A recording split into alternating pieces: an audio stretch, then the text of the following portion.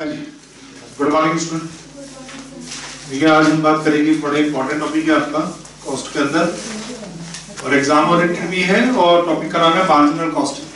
तो लिखिए सबसे पहले टॉपिक का नाम क्या हमारे पास, मार्जिनल कॉस्टिंग। इस टॉपिक की जो इंपॉर्टेंस है वो आप इसी बात से समझ सकते हैं कि बहुत पहले ये जो कोर्स है आपका कॉस्ट अकाउंट्स का, मैनेजमेंट अकाउंटिंग का, इसमें टॉपिक नहीं हुआ करता था, जैसे फाइनल में था। मार्जिनल कॉस्टिंग और स्टैंडर्ड कॉस्टिंग दो टॉपिक ऐसे हैं, इंक्लूडिंग बजटरी कंट्रोल भी आप कह सकते हैं। तीन टॉपिक ऐसे हैं जो आपके इंटरमीडिएट में नहीं हुआ करते थे बहुत पहले, पर फाइनल में इनकी जो वेटेज है अपने आप में ऑलमोस्ट 55 मार्क्स का ये टॉपिक है। फाइनल में इस टॉपिक की वेटेज है 55 मार्क्स। तो आप समझ सकते हैं कि मोर और लेस ये जो टॉपिक थे और स्टैंडर्ड कॉस्टिंग भी इसी तरह वहां पर कम से कम 15 मार्क्स की आती थी, तो 70 मार्क्स का पेपर तो इन दो चैप्टर से कवर होता था। तो इनकी इंपॉर्टेंस इतनी थी कि जब बच्चा फाइनल में शुरुआत करता था, इनको सीखता था इनको, तो उससे गलतियां भी होती। तो ऐसे ही ने प्रेफर किया कि जिन टॉपिक की लेंथ ज्यादा है, जिनके अंदर कंसेप्चुअली ज्यादा चीजों का इन्वॉल्वमेंट है, तो उसको एक थोड़ा सा इजी गोइंग अप्रोच कर देते हैं और कुछ पार्ट उसका लेके आ जाते हैं इंटर। तो बच्चा कम से कम कुछ बेसिक वहां पर कवर कर लेगा और उसके बाद जब वो फाइनल में जाएगा तो उसकी एडवांस जो उसकी वर्किंग है उस पर काम कर पाएगा। तो ये टॉपिक की इंपॉर्टेंस है, मार्जिनल कॉस्टिंग इसका नाम है। वेटेज एग्जाम में नो डाउट क्वेश्चन एग्जाम में आना ही आना है, कहीं ऐसी बात नहीं है कि यहाँ से पेपर आपको नहीं मिलेगा, तो क्वेश्चन आपको मिलेगा। इतना अच्छा टॉपिक है कि इसमें हर तरीके के क्वेश्चन फ्रेम हो पा रहा है। 4, 5, 8, 12 मार्क्स तक के क्वेश्चन आपको इसमें बन सकते हैं। तो वेटेज जो है इसकी वो 4, 5, 8, 12 मार्क्स तक की भी वेटेज इसकी आपको मिलेगी। तो क्वेश्चन में आप समझ सकते हैं कि पेपर जो आपके पास रहेगा मार्जिनल कॉस्टिंग आपके लिए एग्जाम ओरिएंटेड है। आज बहुत बेसिक क्लास रहेगी क्योंकि आज उस लेवल पर शायद नहीं पहुंचेगी कि हम यहाँ से क्वेश्चन स्टार्ट कर सकें, और किसी भी टॉपिक की थीम आपको समझ में आनी जरूरी है। और वैसे मैंने आपको बताया इवन पूरा चैप्टर यहाँ करने के बाद भी आपको फाइनल में वो जो यहाँ आप सीखिएगा वो सिर्फ बेसिक का ही काम करेगा और उसका एडवांस आपको फाइनल में सीखने को मिलेगा। तो अभी इस टॉपिक को समझने के लिए क्या करते हैं, मार्जिनल कॉस्टिंग तो चैप्टर का नाम है, लेकिन इसके अंदर टेक्निक यूज होती है जिसका नाम है सीवीपी एनालिसिस। और कई बार ये थ्योरी में भी आया कि सीवीपी एनालिसिस को समझेंगे। एक एनालिसिस होती है सीवीपी, ये टेक्निक कह लीजिए। जैसे आप कोई ड्रग्स यूज करते हैं, मेडिसिन यूज करते हैं, बीमार हो जाते हैं, तो कई बार मेडिकल स्टोर पे आपने बहुत कॉमनली देखा होगा कि डॉक्टर का आपने प्रिस्क्रिप्शन लेके गए तो वो आपको बोलता है जी ये वाली दवाई तो नहीं है, लेकिन दूसरी कंपनी में मिल जाएगी। तो होता क्या है कि जो आपको बीमारी है और या जो डॉक्टर ने मेडिसिन लिखी है उस मेडिसिन को बनाने का एक साइंटिफिक फार्मूला होता है। तो जो फार्मूला है जिसको सॉल्ट बोलते हैं, वो जो फार्मूला है वो फार्मूला अगर कोई कंपनी, फार्मा कंपनी उसी मतलब 10 फार्मा कंपनी उस मेडिसिन को बना रही है तो फार्मूला वही सब यूज करेगी। अपना प्रोडक्ट है तो अपने प्रोडक्ट का कुछ नाम रख देते हैं अपनी पसंद का, लेकिन उनको फार्मा में जो रूल्स है उसके हिसाब से उनको फार्मूला जो सॉल्ट है वो भी लिखना पड़ता है। तो मेडिकल स्टोर वाला क्योंकि इन चीजों में इन्वॉल्व रहता है तो उसको पता है कि इस वाली दवाई में कौन सी मेडिसिन या किस तरीके की केमिकल इसमें इन्वॉल्व है, तो वो आपको बता सकता है कि जी ये सेम काम करेगी, बस कंपनी वो नहीं है या नाम जो एग्जैक्ट आप पर्चे पे लिख के लाया वो नाम नहीं है क्योंकि दूसरी कंपनी ने अपना नाम चेंज करके लिखा हुआ है। बट ये वही सॉल्ट का मैं आपको ड्रग्स दे रहा हूं, काम वही करेगी, बल्कि क्या है तो बोलेगा इससे बेहतर काम करेगी, अच्छी कंपनी है और रेपुटेड कंपनी है, तो हम उम्मीद कर सकते हैं कि उनका बनाने का तरीका, मिक्सिंग का तरीका उस दूसरी कंपनी के मुकाबले बहुत अच्छा है। तो हम कह सकते हैं कि कंपनी ये दवाई आपको उल्टा और ज्यादा असर करेगी। तो जैसे वो सोल्ड होता है तो आप समझो मार्जिनल कॉस्टिंग के अंदर जो टेक्निक लगी हुई है ना उसका नाम है सीवीपी एनालिसिस। सीवीपी को जब हम और डिटेल करते हैं तो ये मिलता है कॉस्ट वॉल्यूम प्रॉफिट, यानी C represent for cost, V represent volume और पी तो प्रॉफिट को रिप्रेजेंट करता है। वॉल्यूम को हम क्वांटिटी या क्वांटम कह सकते हैं, ठीक है।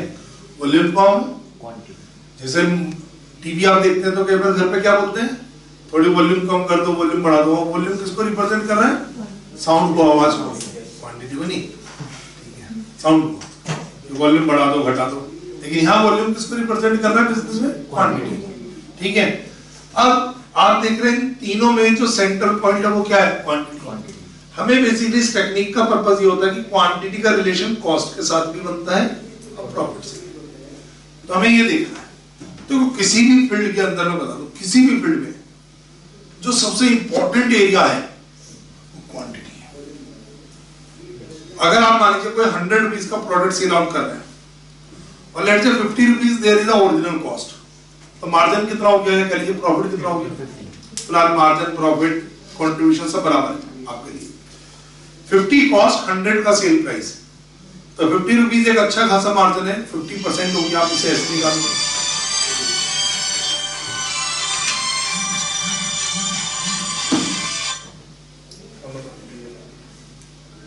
बोलो बोलो बेटा।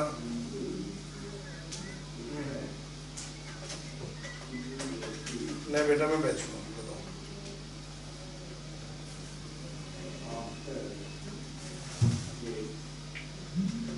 ठीक है, तो मैं आपसे बात कर रहा हूँ 50% मार्जिन हो गया। अब एक दूसरे रेट पे चलते हैं। लेट्स से 100 रुपीज है सेम सेल प्राइस, बट उसकी कॉस्ट 90 रुपीज है, तो उसका मार्जिन कितना है? 10 रुपीज, और से 10% सर जीपी कह लीजिए। तो ज्यादा अच्छा बिजनेस किसका? 50 का, अभी तक के डाटा के हिसाब से। लेकिन हो सकता है वो जो 10 रुपए मार्जिन कमा रहा है, कभी कभी तो 1-1 रुपए मार्जिन कमाते हैं। 100 रुपीज में मैं कंपेयर कर रहा हूँ, बट हो सकता है वो करोड़ों रुपए कमाता है, डिपेंडिंग अपॉन वॉल्यूम, क्वांटिटी। ठीक है, आप वॉल्यूम की गेम को ऐसे समझिए कि आप जाते हैं मॉल में, मार्केट में, तो चाट पकौड़ी के ठेले वाला होता है, आप भी जाते हैं, खाते हैं, पसंद भी करते हो कि कोई आसपास कोई है तो क्या होता है कि कितने कमाता होगा? ठीक ठाक, चलो जिसका ज्यादा सही चल जाता है उसको और सही कमाता होगा। लेकिन अभी नाम सुना आपने, मुजफ्फरनगर के अंदर चाट वाला है चांदबली, अभी वो हाईवे पे भी आके उसका बोर्ड लगा हुआ है, वो एक देवांगा करके कुछ जगह खुली है, वहां पर भी उसने अपना खोला है। वो नई मंडी में, पटेल नगर नई मंडी मुजफ्फरनगर में उसका ठेला है। अब ठेले से हो गई दुकान, चांदबली चाट का नाम है उसका, 400-500 उसका असिस्टेंट है। उसे पिछले कई सालों से पीएनबी बैंक से अवार्ड मिलता है, क्योंकि वो बैंक में वो जमा ही करता, निकालता नहीं है। 2000 बच के 2000 जमा करती, 5000 बच के 5000। और अब अंदाजा नहीं लगा सकता कितना कमाता होगा खाली उसी एक ठेले से, उसी जगह से। अब चाट का काम तो वो भी है जो मेरे में इतने ठेले घूम रहे हैं, और चाट का काम वो है ना, वो भी 10-20 रुपए का, 20 का नहीं, 30-40 रुपए का ही आपको पता दे रहा होगा। लेकिन बात है वॉल्यूम की, 2000 पत्ते वो बेच देता है और कोई 200 बेच रहा है, तो फर्क समझ में आ गया आपको? मेन गेम किस चीज का होता है? वो होता है वॉल्यूम का। कोई भी चीज प्रॉफिटेबल बनाने करने में एक बहुत बड़ा योगदान है वॉल्यूम का। अगर वॉल्यूम ना हो या वॉल्यूम कम हो, तो आपको देखने में आएगा कि उस बिजनेस को लोग चार्जिंग फील्ड भी नहीं समझेंगे। अब कोटा चले जाए, कहीं और चले जाए, दिल्ली चले जाए, हमारी सीए की क्लासेस चलती है, वहां पर 1,000 बच्चा ऑडिटोरियम में बैठा हुआ है। कैसे वो टीचर सरवाइव कर रहे हैं? शायद फीस यहाँ से थोड़ी कम भी मांग 1%, लेकिन volume, it is a purely game of. आज आप इतने बच्चे यहाँ बैठे हैं तो मैं पढ़ा पा रहा हूँ, मैं किसी एक बच्चे को बोलूंगा या एक बच्चा मुझसे पढ़ना चाहता है, तो या तो मुझे फीस बहुत हाई लेनी पड़ेगी उससे, क्योंकि एक सीए आपको 6 महीने का वक्त दे, किसी टॉपिक के सब्जेक्ट पे आपको टाइम दे और वो आपसे पैसे ले, तो आप कितने दे दोगे भाई? कितने पेमेंट कर सकते हो? नहीं कर सकते। मेन डिपेंड क्या करता है? जब वॉल्यूम आती है तो मल्टीपल हो जाता है, और मल्टीपल में पैसा हो जाता है। ठीक है, मैं प्राइवेट प्रैक्टिस कर रहा हूँ, मान लीजिए स्टार्ट, और मेरे 2 ही क्लाइंट हैं, तो मेरी इनकम शायद मेरे खर्चे भी पूरे नहीं कर पाएगी, लेकिन मेरे 100 फाइलें हैं। सीए में क्या प्रैक्टिस में कैसे निकाला जाता है? बड़ा सीए, इसकी अच्छी प्रैक्टिस चल रही है, जिसके क्लाइंट ज्यादा है, जिसके क्लाइंट ज्यादा है, और क्लाइंटेज को आप सीधा सीधा कह सकते हो वॉल्यूम से, फाइल से क्लाइंट, है ना। अगर मेरे पास 500 क्लाइंट है, 500 फाइलें मेरे पास है, अब समझो, तो मेरा इसका वर्क प्रोफाइल अच्छा है। मेरे पास 10 ऑडिट है बैंक की, किसी पे एक ऑडिट भी नहीं है, तो फर्क आ गया ना, समझ में गया। मेन प्रॉब्लम क्या है? वो है वॉल्यूम। वॉल्यूम एक बहुत बड़ा एरिया होता है, इसलिए कुछ जने कम मार्जिन पे भी ज्यादा ग्रॉस इनकम कमाते हैं, कुछ जने ज्यादा प्रॉफिट उठाते हैं, पर पूरे दिन में पता चला एक ही क्वांटिटी बिकी, उनकी 2 क्वांटिटी बिकी, तो उनका प्रॉफिट पोर्शन कैसा रहेगा? कम। Volume is the main area. Mobile shop आसपास देखी होगी, बिल्कुल थकी हुई सी, ठीक है, ठीक ठाक काम चला रहा है, और कुछ ऐसी मोबाइल शॉप है मिस्टर टॉक की है, वो नए नए सेट एक घंटे में 5-5, 10-10, 20-20 बेच देते हैं। तो उनके यहाँ क्या चल रहा है? वॉल्यूम से ही वो बड़े बनते चले जाते हैं। तो वॉल्यूम का रिलेशन प्रॉफिट से भी और कॉस्ट से भी। तो मैंने प्रॉफिट से थोड़ा समझाना शुरू किया क्योंकि सेल बढ़ रही है। मैं आपकी कॉस्ट पे बात करता हूँ। मान लीजिए कंपनी मार्कर बना रही है, ठीक है, ये मार्कर बना रही है, अब मेरे पास समझिएगा, अब ये जो मार्कर बना रही है कंपनी, यार इसको मैं थोड़ा और चेंज कर देता हूँ। मैंने अभी पीछे बहुत अभी रिसेंटली की बात है, मेरा ये विजिटिंग कार्ड है, मैं अपना विजिटिंग कार्ड प्रिंट करवाने के लिए चला गया, ठीक है, ये भी बताता हूँ, अभी रिसेंटली प्रिंट करवाया, रीप्रिंट तो चेंज होता रहता, पुराने खत्म हो जाते। तो मैं उसके पास गया, मैंने पूछा भाई मुझे कार्ड प्रिंट करवाने कितने का बनेगा? ये कार्ड पुराना डिजाइन दिखा दिया, जो अमेंडमेंट चेंज थे वो बता दिया। उसने देख के काम देख के मुझसे प्राइस नहीं बताया, मुझे नहीं बताया उसने, मुझे भी बताओ ना कितने का। कहने जी आपने तो बताया नहीं कितने कार्ड छपवाने। मैंने वो हम बाद में डिसाइड करें, तुम बताओ एक कार्ड की 100 कार्ड की। कहती ऐसे नहीं होता, आप बताओ आपको कितने कार्ड बनना है। मैंने ऐसे ही कह दिया चलो भाई मेरी करीबन 500 कार्ड की रिक्वायरमेंट है, ठीक है, क्योंकि तो मेरे ऑर्डर पे बन रहा है, मेरे लिए बन रहा है। तो उसने कहा जी 500 कार्ड, उसने अपना कुछ कैलकुलेटर लगाया, घुमाया, कुछ भी करा, उसने ठीक है जी आपको 1000 रुपए देने पड़ेंगे, 1000 में आपके 500 कार्ड बन जाएंगे। तो मुझे ठीक सा नहीं लगा, नहीं, मैंने पूछा यार, फिर भी आदमी की आदत होती है सही लगने का, भैया ज्यादा मांग रहे हो, कुछ देख लो इसमें, कुछ और पैसे मतलब थोड़े ज्यादा लग रहे हैं, और देखो क्या हो सकता है इसके अंदर। उसने कहा आप एक काम करो, अभी आपकी क्वांटिटी कम है काफी, आप एक काम करो, आप मुझे 1000 क्वांटिटी बनवा दो। कितनी क्वांटिटी बनवा दो? 1000। यानी आप मुझे 500 क्वांटिटी एक्स्ट्रा का ऑर्डर दो, मैं आपको ये 1000 कार्ड आपको 1200 रुपए में दे दूं। और कितने में दे देगा वो? 1200। सिर्फ 200 रुपए एक्स्ट्रा देने से मुझे 500 एक्स्ट्रा कार्ड मिल रहे हैं। मैंने कहा काम करो, एक्स्ट्रा वाले दे दे, 200 ही रख लो और 500 दे दो, 500 ही दे दो ऊपर वाले, शुरू के 500 1000 तुम्हारे। ऐसा हो सकता है क्या? नहीं हो सकता। पर अगर आप देखो तो मेरे लिए डिसीजन क्या होगा, अगर मैं कॉस्ट पर यूनिट चेक करूं बच्चों और देखना क्या चेंज हुई मेरी, ये तो मेरे लिए तो कॉस्ट है ना, मुझसे जो पैसे मांग रहा है मेरे लिए तो क्या है? कॉस्ट। उसके लिए तो वो रिवेन्यू होगा, उसको प्रॉफिट भी होगा, सब कुछ होगा, मेरे लिए तो कॉस्ट है। मुझसे तो पूछेगा कार्ड कितने में छपा है, कितना खर्चा हुआ, तो मैं यही बोलूंगा ना भाई जब मैं 500 छपाऊंगा तो 1000, जब मैं 1000 छपा रहा हूं तो यहाँ मेरी कॉस्ट आएगी 1000 डिवाइडेड बाय 500 2 रुपए, 1200 डिवाइडेड बाय 1000 तो ये 1 रुपए 20 पैसे मेरी कॉस्ट हो जाएगी, या हो रही है, क्योंकि मैं क्वांटिटी चेंज कर रहा हूं। ज्यादा क्वांटिटी में कॉस्ट कम आती है, इस बात से एग्री करते हैं नहीं करते? चलो हमने उससे पूछ लिया भाई ऐसे इतना कमाल कैसे हुआ, क्या चीज? उसने देखो जी डिजाइन बनेगी तब भी एक बार, जो इसकी जो बेसिक होती है प्लेट वो भी बनेगी। प्रिंटिंग वाला जो लेता है वो 1000 के मल्टीपल में चार्ज करता है, 1000 कार्ड या उससे कम का वो एक ही रेट लगाता है प्रिंट करने का, छापने का मतलब, या कटिंग वाला भी ऐसे लगाता है पर 1000। आप कम बनवाओगे, 100 भी बनवाओगे, बनाने को तो आपका एक कार्ड भी बनवा दूंगा, लेकिन वो तो अपना 1000 का पैसा लेके बैठेगा। तो कुछ खर्चे कैसे होते हैं? फिक्स खर्चे, up to 1000 they are the fixed, irrespective क्या 500 बनवा रहा है या 1000 ही बनवा रहा है। हाँ, उससे ऊपर जो मेरी कॉस्ट पड़ेगी, जो वेरिएबल कॉस्ट है जो पर कार्ड पे है, वो है पेपर और थोड़ा इंक, जो केमिकल इंक जो भी यूज हो रही है, वो मेरी एक्स्ट्रा होगी। भाई आप ज्यादा बनवाएंगे तो ज्यादा लगेगी, कम बनवाओगे तो तो बस मैंने वही ऐड कर लिया, जो मेरी कॉस्ट बढ़ रही है थोड़ा बहुत आपका फायदा ही फायदा है। तो वो आपको कभी सलाह देता है, अब सलाह नहीं तो बताइए मुझे कैसे लगा। यार चलो पढ़े रहेंगे कार्ड इधर उधर फालतू, सिर्फ 200 ही तो मांग रहा है, सिर्फ 200 ही तो मांग रहा है, समझ में आ गई मेरी बात। लेकिन इसके जरा और गंभीरता से देखो, वो आपको ऐसे भी नहीं समझाएगा, वो कुछ और तरीके से समझाता है। उसमें लगाता है वो इंक्रीमेंटल कॉस्टिंग। क्या लगाता है इंक्रीमेंटल कॉस्टिंग? क्या होती है? वो आपको कहेगा जी आपने 500 कार्ड बनवाने का मन तो बनाए रखा है, कितने रुपए में? 1000 में।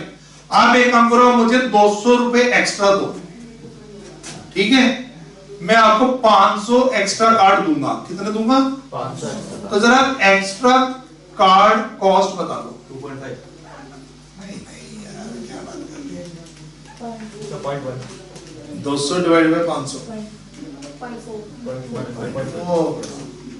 40 पैसे का एक कार्ड पड़ेगा। एक तो तरीका वो कह रहा है टोटल कार्ड की कॉस्ट 1 रुपए 20 पैसे, और पहले थी 2 रुपए। वो कह रहा नहीं जी 2 रुपए तो है ही आपकी कॉस्ट, वो तो 500 कार्ड ले ही लो, और मुझे सिर्फ 40 पैसे एक्स्ट्रा दो। मैं आपकी और 500 कार्ड, मतलब हर 500 इन 500 कार्ड पे आपको 40 पैसे। या ऐसा करिए आप इसमें मुझसे 1000 की जगह आप बोलोगे जी 600 कर दो, तो भी मेरे लिए क्या है, वो कॉस्ट तो फिक्स हो गई ना 1000, तो आप दे ही रहो। मैं मतलब 40 पैसे पे आपको ऊपर से काट दे दूंगा। और बताओ, शुरू के काट दो 2 रुपए के हिसाब से मिलेगी, शुरू के 500 काट दो 2 रुपए के हिसाब से, क्योंकि वो तो दे नहीं है। आप और कार्ड बनवा सकते हो, बनवाना चाहे तो अप टू 1000, जिसको होता है इंक्रीमेंटल कॉस्टिंग और डिफरेंशियल कॉस्टिंग, यानी एक्स्ट्रा कॉस्टिंग पर यूनिट आ गई। तो हमने चेक किया एक छोटे से एग्जांपल के थ्रू कि क्वांटिटी वास्तव में बहुत बड़ा रोल अदा करती है। जब मैंने सीए करने के बाद मेरे में, क्योंकि उससे पहले वो सीए कभी पढ़ाते नहीं थे, अब जितने भी इंस्टीट्यूट, जितने भी बच्चे जो कहीं चल रहे हैं तो सब मेरे ही स्टूडेंट रहे पढ़ाने में। जब कोई सीए पढ़ाता नहीं था तो हमने ट्राई किया नहीं यार हम पढ़ाएंगे, क्योंकि हमें भी थोड़ी प्रॉब्लम फेस हुई थी दिल्ली का इधर उधर का। तो फाइनली डिसाइडेड कि भाई अपना मेरिट में कुछ करना है, क्योंकि यहाँ पर जो सीए बनते थे पहले थ्योरी पेपर तो खैर कोई पढ़ता ही नहीं था, अमेरिकन भी बेचारे इधर उधर से पढ़ लिए, कुछ डिग्री कॉलेज के टीचर प्रोफेसर से पढ़ते थे। तो मुझे लगा कि जो सीए खुद सीए नहीं किया वो कैसे किसी को रास्ता दिखा सकता है। मैं कभी वैष्णो देवी गया हूं तो मैं बता सकता हूँ वहां क्या क्या कैसे कैसे होता है। तो मैंने कभी गया नहीं, सिर्फ किताबों में पढ़ा, और मैं दूसरे को राय दे रहा हूँ आप चाह रहे हो तो इस बात का ध्यान रखना और ऐसा करना और वैसा करना। तो पहले मैं खुद तो चला जाऊँ, तो मुझे लगा सीए को पढ़ाए तो समझ में आता है। तो कुछ मन भी था, कुछ सिचुएशन भी थी, मेरिट में सेट। एक दिन मैंने शुरू में पढ़ाना शुरू किया तो हमारा विरोध हुआ बहुत हमारी फैमिली में। तुम्हें अगर पढ़ाना ही था तो तुमने सीए क्यों किया, क्यों नहीं अपना ऑफिस सही से खोलते, क्यों नहीं तुम जॉब कर लेते। तो शुरू में तो आप मान के चलो 2 बच्चे 3 बच्चे मिले पहले बैच में 4 बच्चे पढ़ाए थे सबसे पहले। अब 4 बच्चों के साथ आप आगे बढ़ रहे हो, और अभी फील्ड नहीं सीए ऐसा कोई चार्मिंग एरिया नहीं उस समय के लोगों को डर तो लगता ही था 2% रिजल्ट होता है, ये होता है वो होता है, आज भी डर लगता है लगने वालों को। तो क्या हुआ कि हिम्मत भी कोई कैसे करे, तो यार कोचिंग करो यार, तुम्हें यार तुम्हें कोचिंग ही करना था तो फिर सी की जरूरत नहीं, 11th 12th first second third सब पढ़ाते हैं आजकल तो बच्चे, तुम भी पढ़ा लेते। तो ऐसा हमारे पास माहौल आया, तो हमने कहा जी कोई बात नहीं, आप जो कह रहे हो हमने सबका कोई।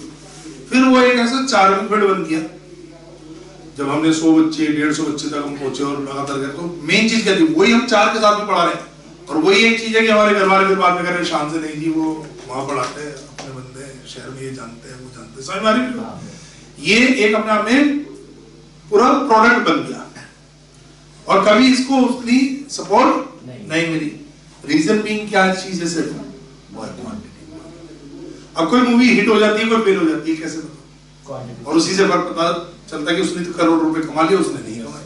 अरे बनाने करने में तो मैं कहता हूँ 2 मूवी की बराबर कॉस्ट करते हैं, पर किसको कितने दर्शक मिले, कितने लोगों तक उसने अपनी बात पहुंचाई, कितने लोगों ने उसके बाद देखने के लिए पैसे खर्च किए। जैसे गेम ऑफ वॉल्यूम, तो चीजें क्या होती है, वॉल्यूम बहुत बड़ा फैक्टर अदा करता है, कॉस्ट के साथ भी और प्रॉफिट के साथ भी। लिखेंगे या लिखने के लिए चलो छोड़ो, कॉपी करने के लिए टाइम दे दूंगा आपको, मैं एक डायग्राम बताऊंगा, उससे और बेहतर समझ में आ गया। इतना तो लिख लिया आपने, इसी के बाद अगर हम समझे, एक तरफ मैं लिख लेता हूं बच्चों क्वांटिटी, ठीक है, यानी कि वॉल्यूम। मैं लिख लेता हूं यहां पर वॉल्यूम, दूसरी तरफ मैं लिख देता हूं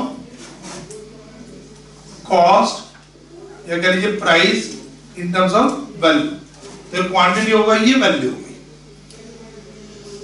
अब मैंने इसको डायग्राम की तरह मैं इसको बना रहा हूं, मान लीजिए 10,000 का, सपोज ये मेरा सारा डाटा जो है वो इन 1000 चल रहा है, यानी कि मैं अगर यहाँ लिख रहा हूं 10, 20, 30, 40, 50, इसका मतलब क्या है 10,000, 20,000, 30,000, ठीक है। ऐसे मेरी क्वांटिटी बढ़ रही है आगे, सपोज अप टू 200। इसी तरह आपने यहाँ पर भी, यहाँ मुझे वैल्यू में जाना है तो मैं थोड़ा सा क्या बढ़ा देता हूँ, मान लीजिए मैं इसको 10 लाख में लाना चाहता हूँ, तो कितनी जीरो हो गई 10 लाख में बच्चों, तो 5 तो वहीं चली गई ना। अच्छा 3 बजे 3 ही बजे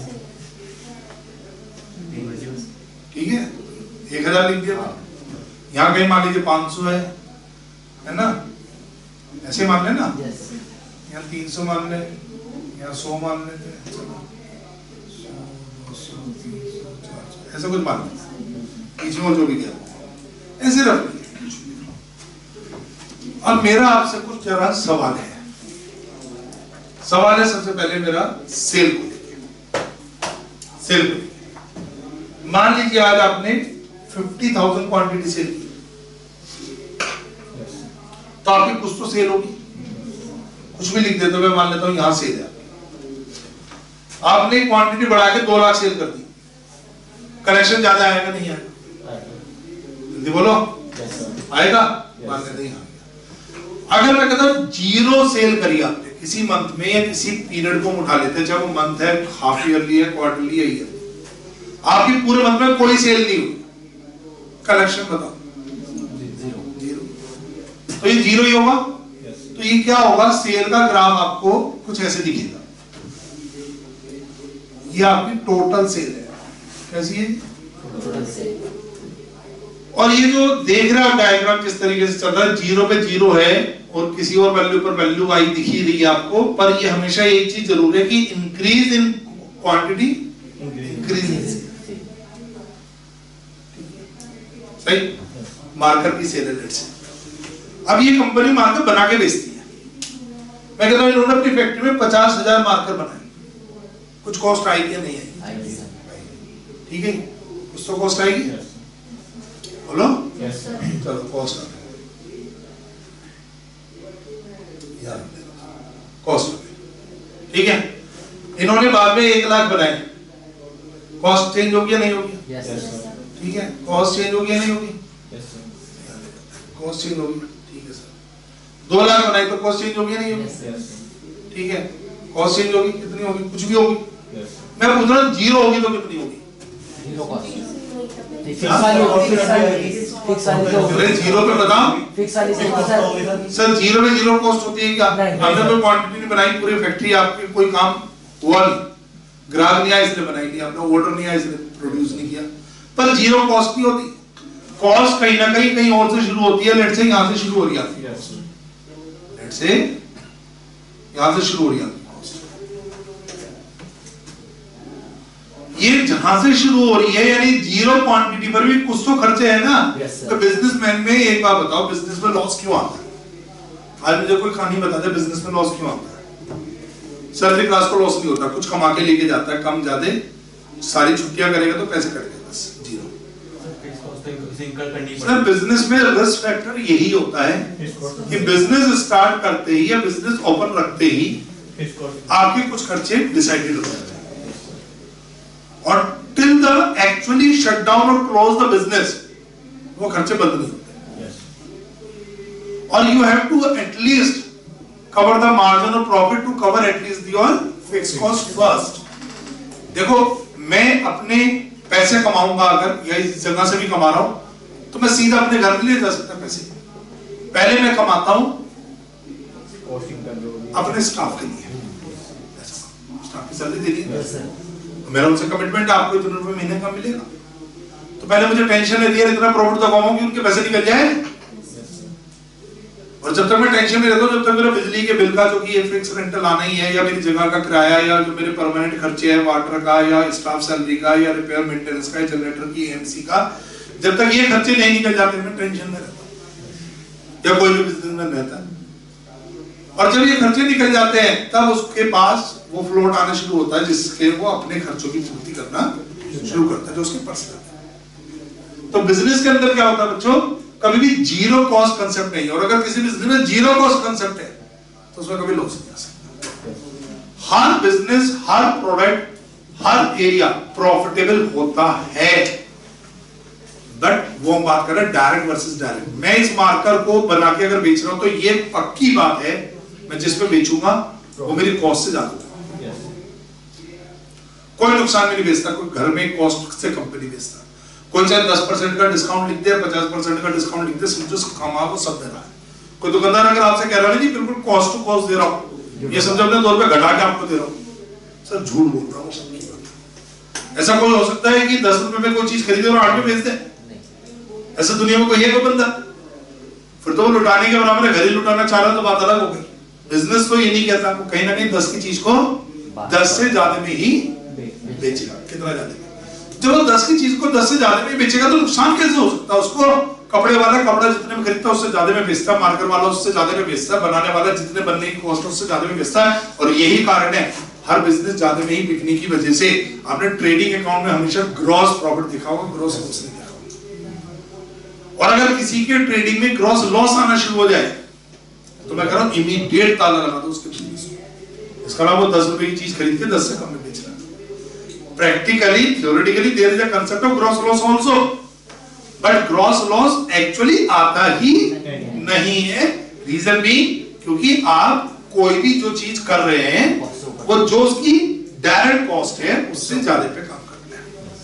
बट स्टिल जब हम उसका नीचे का पोर्शन देखते हैं P&L, और ये बहुत सारे क्वेश्चन फाइनल अकाउंट का आपने किए होंगे 11th 12th में सीए फाउंडेशन में, जिसमें प्रॉफिट भी दिखेगा आपको और नेट प्रॉफिट भी दिखेगा और नेट लॉस भी। और वहां दोनों सिचुएशन इसलिए है नेट प्रॉफिट नेट लॉस की, क्योंकि वास्तव में हर बिजनेस हर काम बढ़िया होता है, पर कम से कम उसमें इतना तो काम हो जाए कि वो अपने फिक्स खर्चे रिकवर कर ले।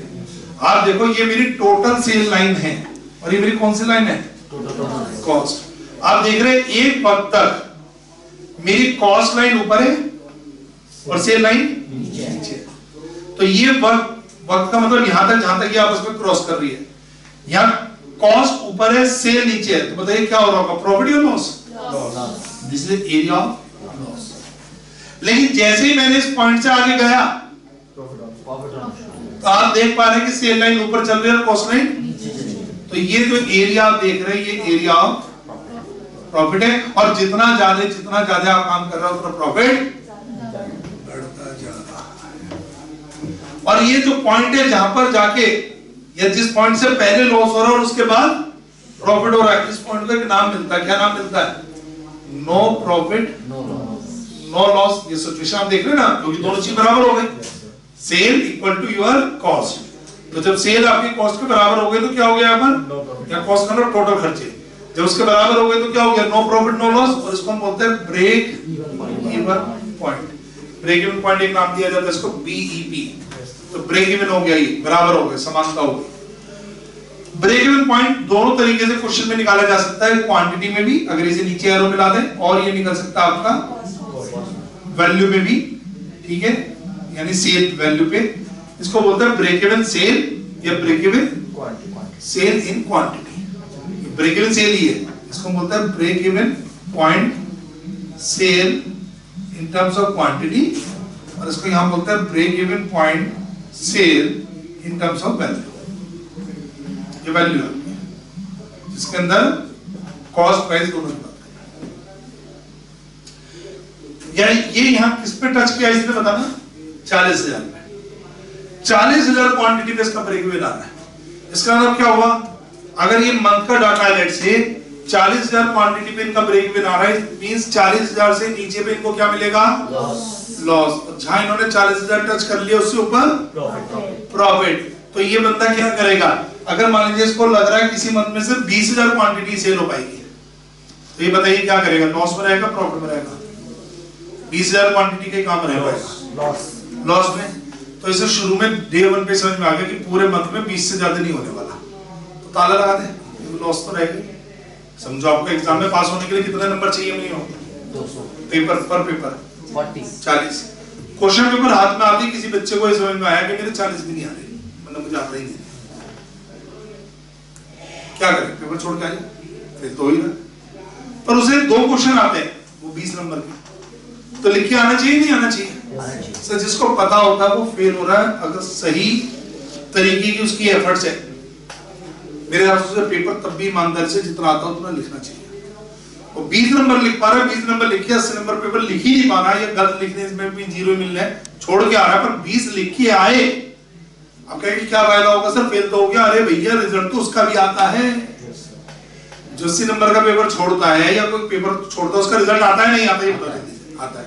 किसी ने 20 नंबर का अटेम्प्ट करा, उसके 20 नंबर की कॉपी चेक होगी या नहीं होगी? अरे मैं कहता हूँ वो रिजल्ट इसलिए नहीं देखेगा कि मैं पास हो रहा हूँ या फेल, वो देखेगा जो मुझे लगता था कि 20 का आता है वो सही है, वास्तव में आता है नहीं आता। नंबर तो देख लो 20 वाले भी कितने आए, पता चला वो 20 वाले में से भी कुछ नहीं आया, तो इसका वो पहली गलतफहमी का शिकार है। 20 में से 20 आ गए तो उसको ही भरोसा है कि चलो मुझे जो आता कम से कम वो बड़ा स्ट्रॉन्ग आता है, वो मैं बाकी कोर्स किसी कारण से टाइमली कर नहीं पाया, अब करूंगा तो मेरा सब कुछ सही होगा। सर मुझे आप बताइए, अगर ये बंदा 20 पे भी लॉस में, 10 पे भी लॉस में, 30 पे भी लॉस है, 40 पे लॉस है, 20 तक लेकिन पहुंच सकता है, पहुंचे। और वैसे भी क्यों, आप देखिएगा तो यहाँ लॉस का दायरा कितना देख रहे हो आप, ज्यादा। जैसे जैसे काम करेगा काम करेगा काम करेगा काम करेगा, इसका लॉस तो पहली चीज तो आप इसमें जो हर क्वांटिटी आपको कुछ दे के जाती है, एटलीस्ट लॉस कम होना भी तो प्रॉफिट ही है। अरे लॉस कम होना भी प्रॉफिट ही है। मेरी बात समझो, मेरे 40,000 रुपए के मान लीजिए ऑफिस के फिक्स खर्चे हैं, आज एक ग्राहक आया उससे मुझे सिर्फ 100 रुपए मिल रहे हैं, अरे यार 40 पूरे हो गए, नहीं क्या इससे भी 100 रुपए कमाने, भैया तुम आने दो कुछ तो आ रहा है। और जब तक भविष्य में आपको लग रहा है 40 तक पहुंच जाओगे, एफर्ट्स करते रहो। हाँ आपको लगे कि मैं कभी भी जिंदगी में 40 पे नहीं पहुंचूंगा या हाल फिलहाल में नहीं पहुंचूंगा, तो बंद करो। आपको लग रहा है मेरे बस की पढ़ाई करना है ही नहीं, तो ठीक है, आपको अपनी गलतियां मिल रही है, आपको पता आपके वक्त नहीं था पूरा, आपको पता है कहाँ की कमजोरी है, पर जो आप पढ़ ले तो वो अच्छा पढ़ ले तो व्हाई नॉट। जब अनलिमिटेड अटेम्प्ट है सीए के अंदर, एज फैक्टर नहीं है। मुझे जो बच्चा ये कहता है मुझे लगता है मैं सीए नहीं बनूंगा, मुझे लगता है बच्चे का खून कर दूंगा, ये बात उसने सोच भी कैसे ली? या तो वो कहे जी मेरे पास दिमाग नहीं है, या वास्तव में जी मैं बहुत कोशिश करता हूँ, मैं समझता हूँ फिर भूल जाता हूँ, फिर मेरे से गलत हो जाता है, मैंने बहुत बार कर लिया, इलाज भी करवा लिया, तो गलत था, सिर्फ मेरे नंबर कम रह गए, मैं फेल हो गया, इसलिए मैं सीए नहीं करूंगा। भैया फेल हो गए तुम्हारे, कोई दिक्कत है, गलतियां ही तो करी है, तो अगली बार सुधार लो। हम तो कहते हैं यहीं पर 3 बार रिवाइज करके जाओ एग्जाम से पहले, एक बार पूरा पढ़ो फिर दोबारा पढ़ो और एक बार इंपॉर्टेंट चीज पढ़ के जाओ। आप ऐसे पढ़ के जाओगे फेल हो नहीं सकते। फिर भी अनफॉर्चुनेटली कोई हो गया, एक ग्रुप में हो गया, एक पास हो गया, दोबारा दे लो भाई, कोई मना ही है किसी को। और नहीं दोगे तो फेल ही रहोगे ना, दोगे तो पास हो गए ना। तो आज आप ब्रेक इवन से पीछे हो और आपको लग रहा आप पीछे हो। और आप समझिए बात को, एक बच्चा जैसे इन्होंने कहा 200 नंबर चाहिए ग्रुप में, मान लीजिए एक बच्चे का है सिर्फ 140 और एक क्या है 199, फेल हो गया नहीं हो गया? पर मैं स्टिल कह रहा हूं दोनों का रिजल्ट फिलहाल फेल दिख रहा है, पर 199 वाला बहुत नजदीक है, थोड़ी सी और एफर्ट से वो अगली बार निकल जाएगा। और जो बहुत पीछे घूम रहा है उसको या तो बहुत मेहनत करनी पड़ेगी, या वो स्टिल अगली बार भी रिजल्ट उसका नेगेटिव आने की चांस दिखाई दे रहा है, अगर वो उसी एफर्ट्स के साथ दोबारा जा रहा है। लेकिन 199 वाला नियर बाय है ना, आप जितना नजदीक जाओगे उतना फायदा होगा। आप क्रिकेट कभी देखते हो या सुनते हो, आप बड़े मैचों में क्या होता है, बड़ा स्कोर मान लीजिए पीछा करना 300 रन का, 350 400 का, वहां कभी ये नहीं होता 350 ये 2 प्लेयर बना देंगे।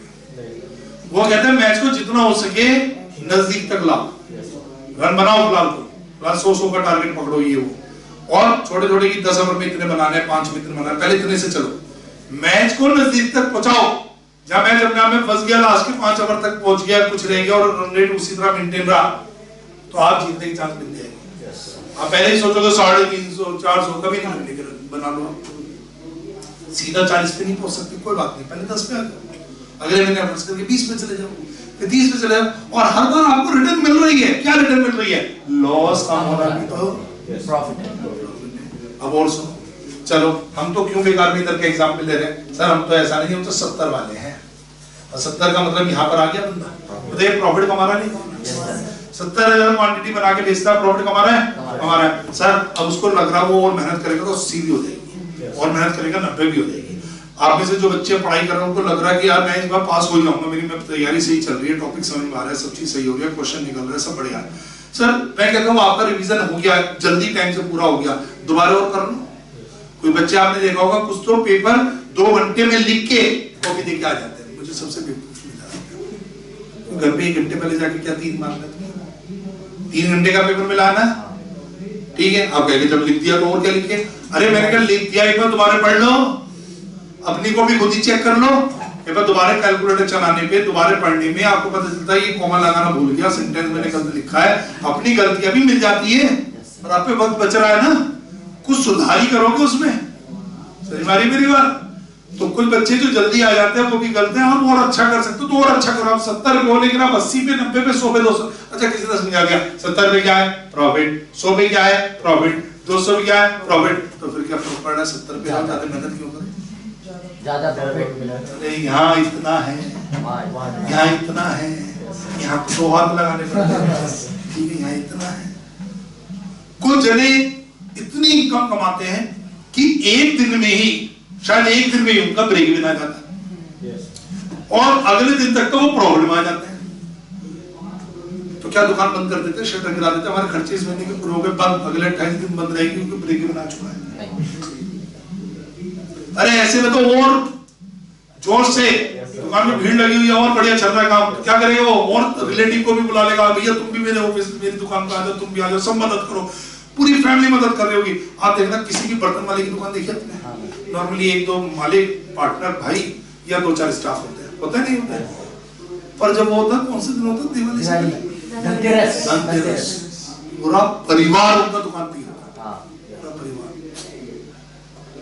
चाहे परिवार का वो सदस्य कुकर बेच रहा हो या बाहर पर्ची काट रहा हो, ऐसा घर का कोई मेंबर नहीं होगा जो उस दुकान पे ना हो। क्यों? छोटी से छोटी दुकान पे भी उस दिन रश होता है, काफी लोग आस पड़ोसी हो जाते ही ना खरीदने, तो रश होता है। तो उसको मैनेज करने का भी एक दिन के लिए वो किसी स्टाफ को तो सैलरी पे नहीं रख सकते क्योंकि फिर पूरे 12 महीने के पैसे देने पड़े, तो उनकी मदद कौन करेगा? कोई डीएम नहीं है। बल्कि अगर मेरा कोई दोस्त बर्तन की दुकान है तो मुझे बुला सकता है, सीए भी होगा अपने घर में, मेरा दोस्त है, पहले आ जाओ फटाफट, जरूरत है यहाँ पर। तो मैंने भी देखा यार, मेरा कोई जानने वाला तो नहीं दिख रहा, कोई नहीं दिख रहा, अपना इधर उधर मांगता है ना, अंगोछा था, मैं भी चालू हो गया वहां पर बर्तन बेचने में, ठीक है। और क्या करें, कुछ तो करेंगे, दोस्त की मदद करके, दोस्ती नहीं मानिए। सर ऐसा होता है, कुछ लोग बहुत अच्छा, कभी कभी आपको लगता होगा किसी मूवी आ रही है, कुछ भी आ रहा है, अमिताभ बच्चन है, एड से इतना कमा लेता, उतना कमा लेता, आपको लगता है ऐसे काम की इतना पैसा कमा ले कि 7 पीढ़ी घर पे भी बैठ जाए ना, आने वाली 7 पीढ़ी तो भी आराम से बैठ के खाएगी। खाना ही तो चाहिए, ये घर में रहने को ही तो चाहिए, 365 दिन चलो घूमने के लिए चाहिए, और कितना घूम लोगे? दिन तो उतने ही है, घंटे तो उतने ही है, ठीक है। मतलब कैसे खर्च करोगे भाई? अगर दोनों हाथों से भी उठा के भी फेंकोगे खर्चे के रूप में, दान में दे रहे हो तो बात अलग होगी। अगर अपने ऊपर आप खर्च करना चाह रहे हो, पहनने में, खाने में, सोने में, रहने में, तो एक लिमिट तक ही तो खर्च करोगे। और क्या करोगे इस पैसे का? मानी क्या करेगा इस पैसे का? क्यों करता वो काम? सर उसको गैप पढ़ाना है। कुछ जनों को उनकी किताबों में वो गैप पढ़ता हुआ दिखता है ना, वो भी अच्छा लगता है। न्यूज में आता है कि वो 10वें नंबर पे, आपको तो लगता होगा टॉप 10 में रही से, उसे दुख होता है 10 पे क्यों हूं, 1 तक पहुंचूंगा। जो 1 पे पहुंच जाता है, आपको लगता होगा चलो अब इससे आगे कहां जाएगा, दुनिया का सबसे रईस आदमी, अब इससे आगे क्या रखा है इसके पास, तो उसको ये है पीछे वाला बिल्कुल ही पीछे है, जरा से लात मार के निकालना दे तो मेंटेन रहना है। कितने सालों से उनका कंपटीशन अपने आप से ही होता है, और अगर पीछे वाला बहुत पीछे है तो वो खुद को ही अपने आप को कंपटीटर मान लेता है कि मेरा पिछली बार इतना टारगेट था, क्या मुझे इससे भी ज्यादा करना। सर लिमिट किसी चीज की नहीं है, कुल मिला के ये गेम रुकने वाला नहीं है। पहली क्वांटिटी से लेके आखिरी क्वांटिटी तक आपको कुछ मिलता है। शुरू में लॉस कम होता है, बाद में प्रॉफिट बढ़ता चला जाता है। और दुनिया में 2 ही ऑब्जेक्ट बने हैं, मिनिमाइजेशन और मैक्सिमाइजेशन। बिजनेस का ऑब्जेक्ट क्या होता है? मैक्सिमाइजेशन। और maximisation their profit margin, optimise their result. और यहाँ पर आप देखो डे 1 से क्वांटिटी वाइज आपका मार्जिन बढ़ रहा है, नहीं बढ़ रहा है? एकदम बढ़ रहा है। कैसे बढ़ रहा है? लॉस कम होना भी प्रॉफिट के इक्वल। अच्छा, ये जो एक एंगल होता है ना, कभी आपने वो मैथ्स में पढ़ा होगा, एंगल होता है स्टैट्स में 60 डिग्री है ना, बल्कि कोई क्रिकेट सीखने चला जाए तो बताता है 90 डिग्री पे बॉल को ऐसे फेंका करो, 90 डिग्री भी बताता है, कैसे कैसे डिग्री बताते हैं। आपके बैट्स के और इसके बीच में इतना कोण होना चाहिए, आपके 2 पैरों के बीच में इतना गैप होना चाहिए, पता नहीं कैसे कैसे सिखाते हैं। ठीक है, एक आध बार मैंने YouTube पे वीडियो वगैरह देखी, तो ये कोण है। अच्छा ये बताओ, ये कोण जितना ज्यादा डिग्री होगी, मैं तो कहता हूँ 360 डिग्री हो जाए, बिल्कुल कमर को फूल कर दे, तो बताइए फायदे में रहेगा, जितना कम होगा उतना फायदा में। ये डिग्री जब कम होनी चाहिए, ज्यादा होनी चाहिए। ये एंगल जो भी बन रहा होगा, यहाँ से एक एंगल बन रहा है ना बेटा, ये कोण बन रहा है, कोण मान लीजिए अभी ये जो भी डिग्री है 40, 50, 60 डिग्री, ये डिग्री 180 हो जाए, 150, 200 हो जाए, 360 हो जाए तो अच्छा है या कम बुरा है? अच्छा है। जितना ज्यादा मार्जिन होगा उतना अच्छा। दूसरा था ब्रेक इवन पॉइंट 40 पे आ रहा है, ये 10 पे आ जाए तो अच्छा है या बुरा है? ब्रेक इवन पॉइंट 10 पे आ जाए तो अच्छा है। 10 पे आ जाए तो अच्छा, जितना जल्दी आ जाए उतना बढ़िया है, उतना अच्छा है। अरे मैं बता रहा हूँ 40 नंबर मिनिमम चाहिए ना पास होने के लिए। जो अच्छे बच्चे होते हैं जब एग्जाम में पेपर कॉपी पे लिख रहे होते हैं, जब तक 40 नहीं आते, ये टीचरों को भी पता होता है जो ऑब्जर्वर में बैठा होता है कि 1 घंटे तक कोई नकल नहीं करेगा। क्यों? सब लिखते होते हैं। क्यों? एक तो शुरू में वही लिखता है क्वेश्चन जो आपको याद होता है, अब शुरू में वही पकड़ पकड़ के लिखते जो आपको अच्छी तरह आते हैं। तो पता चला 1 घंटे 1.5 घंटे तक वो लिखे जा रहा, जब तक लिखता है, जब तक उसको लगता है 40 भी नहीं आ रहा, वो टेंशन रहता है पसीने, और जहां उसको लगता है 40 आ गए थोड़ा सा रिलैक्स हो जाता है। फिर जब उसको लगता है 60 ही आ गए थोड़ा और रिलैक्स हो जाता है। जब 70, 80 आ गए तो कहता है पानी वानी मंगवा लो। तो हाथ भी ऐसे करता है, तो दोस्त से बोलता है क्या चल रहा है, क्या देखा, क्यों टेंशन में। ये वो बदमाशी इसलिए कर रही, वो उसकी पोजीशन 1.5-2 घंटे में इसलिए इंप्रूव हो गई क्योंकि उसका ब्रेक इवन आ गया, क्योंकि उसका आप क्रिकेट में देखते होगे जो शुरू में बैट्समैन आता है बिल्कुल संभल के खेलो, ये खेलो, जहां वो 30, 40, 50 हाफ सेंचुरी, फुल सेंचुरी करते हैं, फिर तो ये भी हटा और एक आध बार इशारा भी करता, भैया बैट पकड़ा और दिखाता अपने 2-4 बंदे आएंगे, मुझे भी देखो, देखेंगे, पानी वानी पिलाएंगे। उसका बॉडी लैंग्वेज कैसी होती है? बदल जाती है। और जब तक वो लग रहा है कि बैट बॉल पे सही से नहीं आ रही है, दिक्कत आ रही है, तो वो उसको टेंशन में रहता है। तो जहां उसके 1-2 शॉट सही लग जाता है, कॉन्फिडेंस बढ़ जाता है, सारी चीज सही हो जाती है, तो आगे तरह जाता है। बेटा यहाँ ब्रेकिंग पॉइंट जितना अर्ली होगा उतना अच्छा होगा। अच्छा, मैंने कॉस्ट की लाइन कौन सी डाली थी? ये वाली। इसमें भी क्या करो, जहां से कॉस्ट शुरू हुई थी, यहां से अगर हम बिल्कुल स्ट्रेट लाइन डाले, क्योंकि ये कॉस्ट तो तब भी थी ना जब 0 थी, तो इस कॉस्ट को बोलते हैं फिक्स्ड कॉस्ट। और जो कॉस्ट आप देख रहे हैं क्वांटिटी चेंज होने की वजह से बढ़ रही है, उसको क्या बोलते हैं? Variable cost. और टोटल कॉस्ट क्या होती है? Total is the total of variable plus, तो टोटल कॉस्ट इक्वल टू होता है वेरिएबल कॉस्ट प्लस। ये एक रिलेशन है वॉल्यूम का किसके साथ? कॉस्ट के साथ, या सेल के साथ, या डिफरेंस करो तो कॉस्ट और प्रॉफिट के साथ। नोट कर लीजिए आप इस डायग्राम को।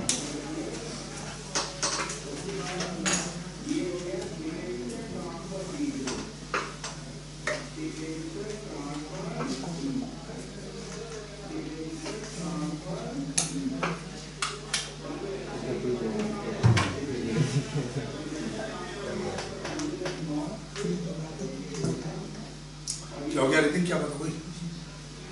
हमने कर लिया, कॉपी कर लिया है?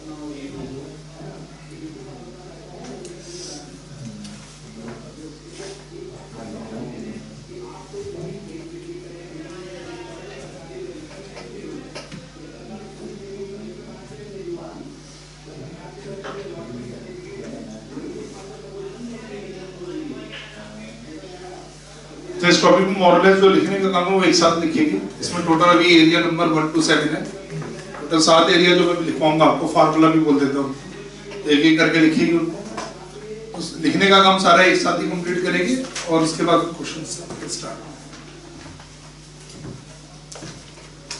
अभी एक तरीके से हमने थियोरेटिकल क्वेश्चन डिस्कस किया है, और जो न्यूमेरिकल क्वेश्चन है वो आपसे जो पूछे जाते हैं उसके लिए आपको कुछ चीजें और नोट करनी है। इसके बाद चैप्टर साइज सर जो उसमें 12th में इगवा पढ़ा था, उस पर बेसिक कुछ कॉस्टिंग का वो आपने वो क्वांटिटी लिख के डिफरेंस करके मार्जिनल निकाला होगा।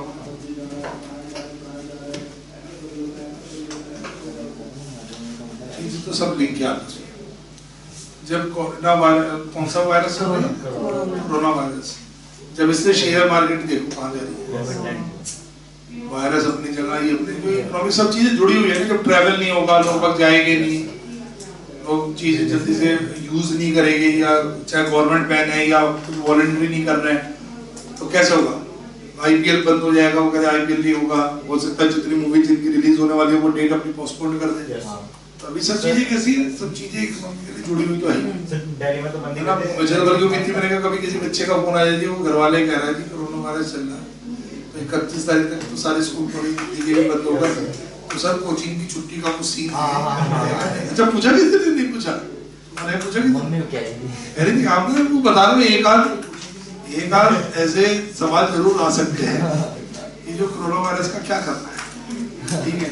अच्छा मेरा उसमें जवाब सिर्फ इतना है कि चलो आप मत आओ, कोचिंग मत आओ, या जो भी कॉलेज स्कूल तो चलो ऐसे भी हो गए, जो दूसरी क्लास का बच्चा उसे आप नहीं जानते, आप उसे नहीं जानते, सब एक दूसरे को नहीं जानते, मान लीजिए तो पब्लिक प्लेस हो गया, लार्ज पर्सन हो गया, आप कोचिंग नहीं आओगे कोई बात नहीं, अब क्या करोगे घर में?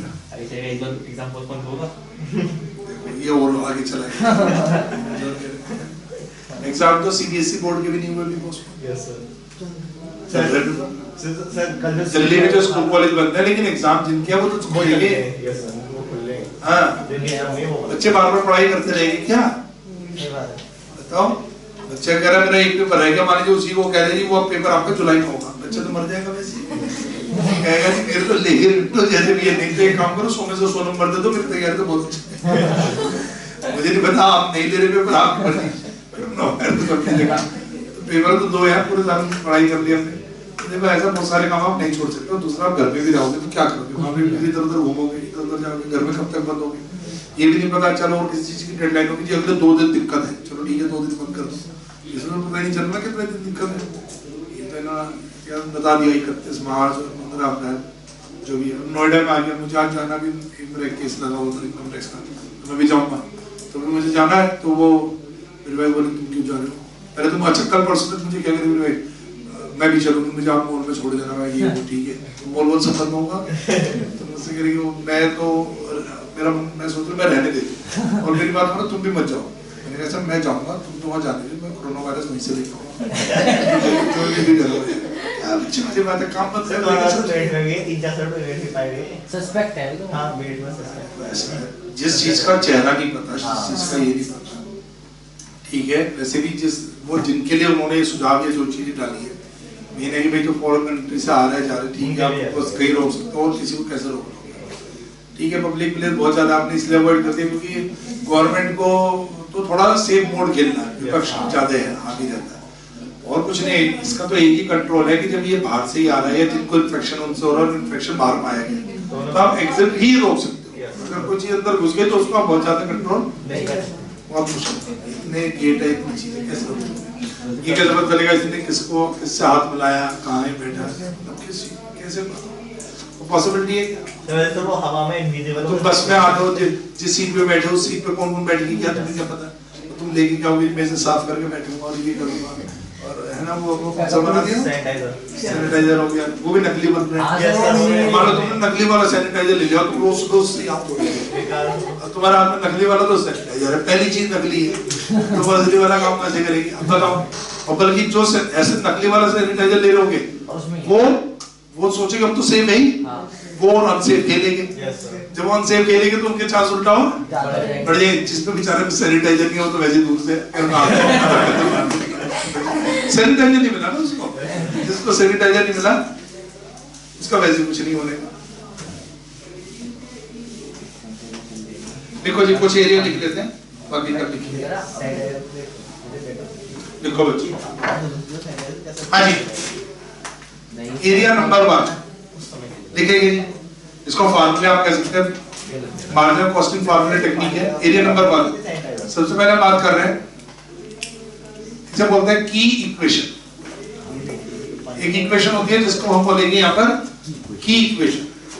की इक्वेशन क्या है? Sales minus variable cost equal to fixed cost plus profit. ये मैंने एक की इक्वेशन लिखी, थोड़ी सी अजीब सी लगेगी आपको क्योंकि मैं सेल लिखना चाहिए इक्वल टू टोटल कॉस्ट। ये मैंने 2 चीजें इधर रखी है, 2 चीजें रखी है। हालांकि यहाँ जो मैं प्रॉफिट लिख रहा हूँ तो प्रॉफिट इंक्लूड अपने आप में इंक्लूडिंग नेगेटिव प्रॉफिट है। ये नेगेटिव प्रॉफिट क्या होता है बताओ? यानी कि लॉस। आप अगर चार्ट देखिए, अगर आप चार्ट देखिए तो क्या है हमारे पास? खर्चे 2 कैटेगरी में, फिक्स कॉस्ट वेरिएबल कॉस्ट, तो ये क्या होगा बच्चों, ये क्या होगा टोटल कॉस्ट होगा। ठीक है, होना क्या चाहिए था, फार्मूला कायदे में होना ये चाहिए था कि प्रॉफिट या लॉस, जो आप अकाउंटिंग भाषा समझते हो, equal to total sale minus total cost होना चाहिए। फार्मूला तो ये होना चाहिए, ये समझाने के लिए बता रहा हूं, लिखना आपको यही है, क्योंकि मार्जिनल कॉस्टिंग में रहना तो मार्जिनल कॉस्टिंग की लैंग्वेज आपको सीखनी पड़ेगी।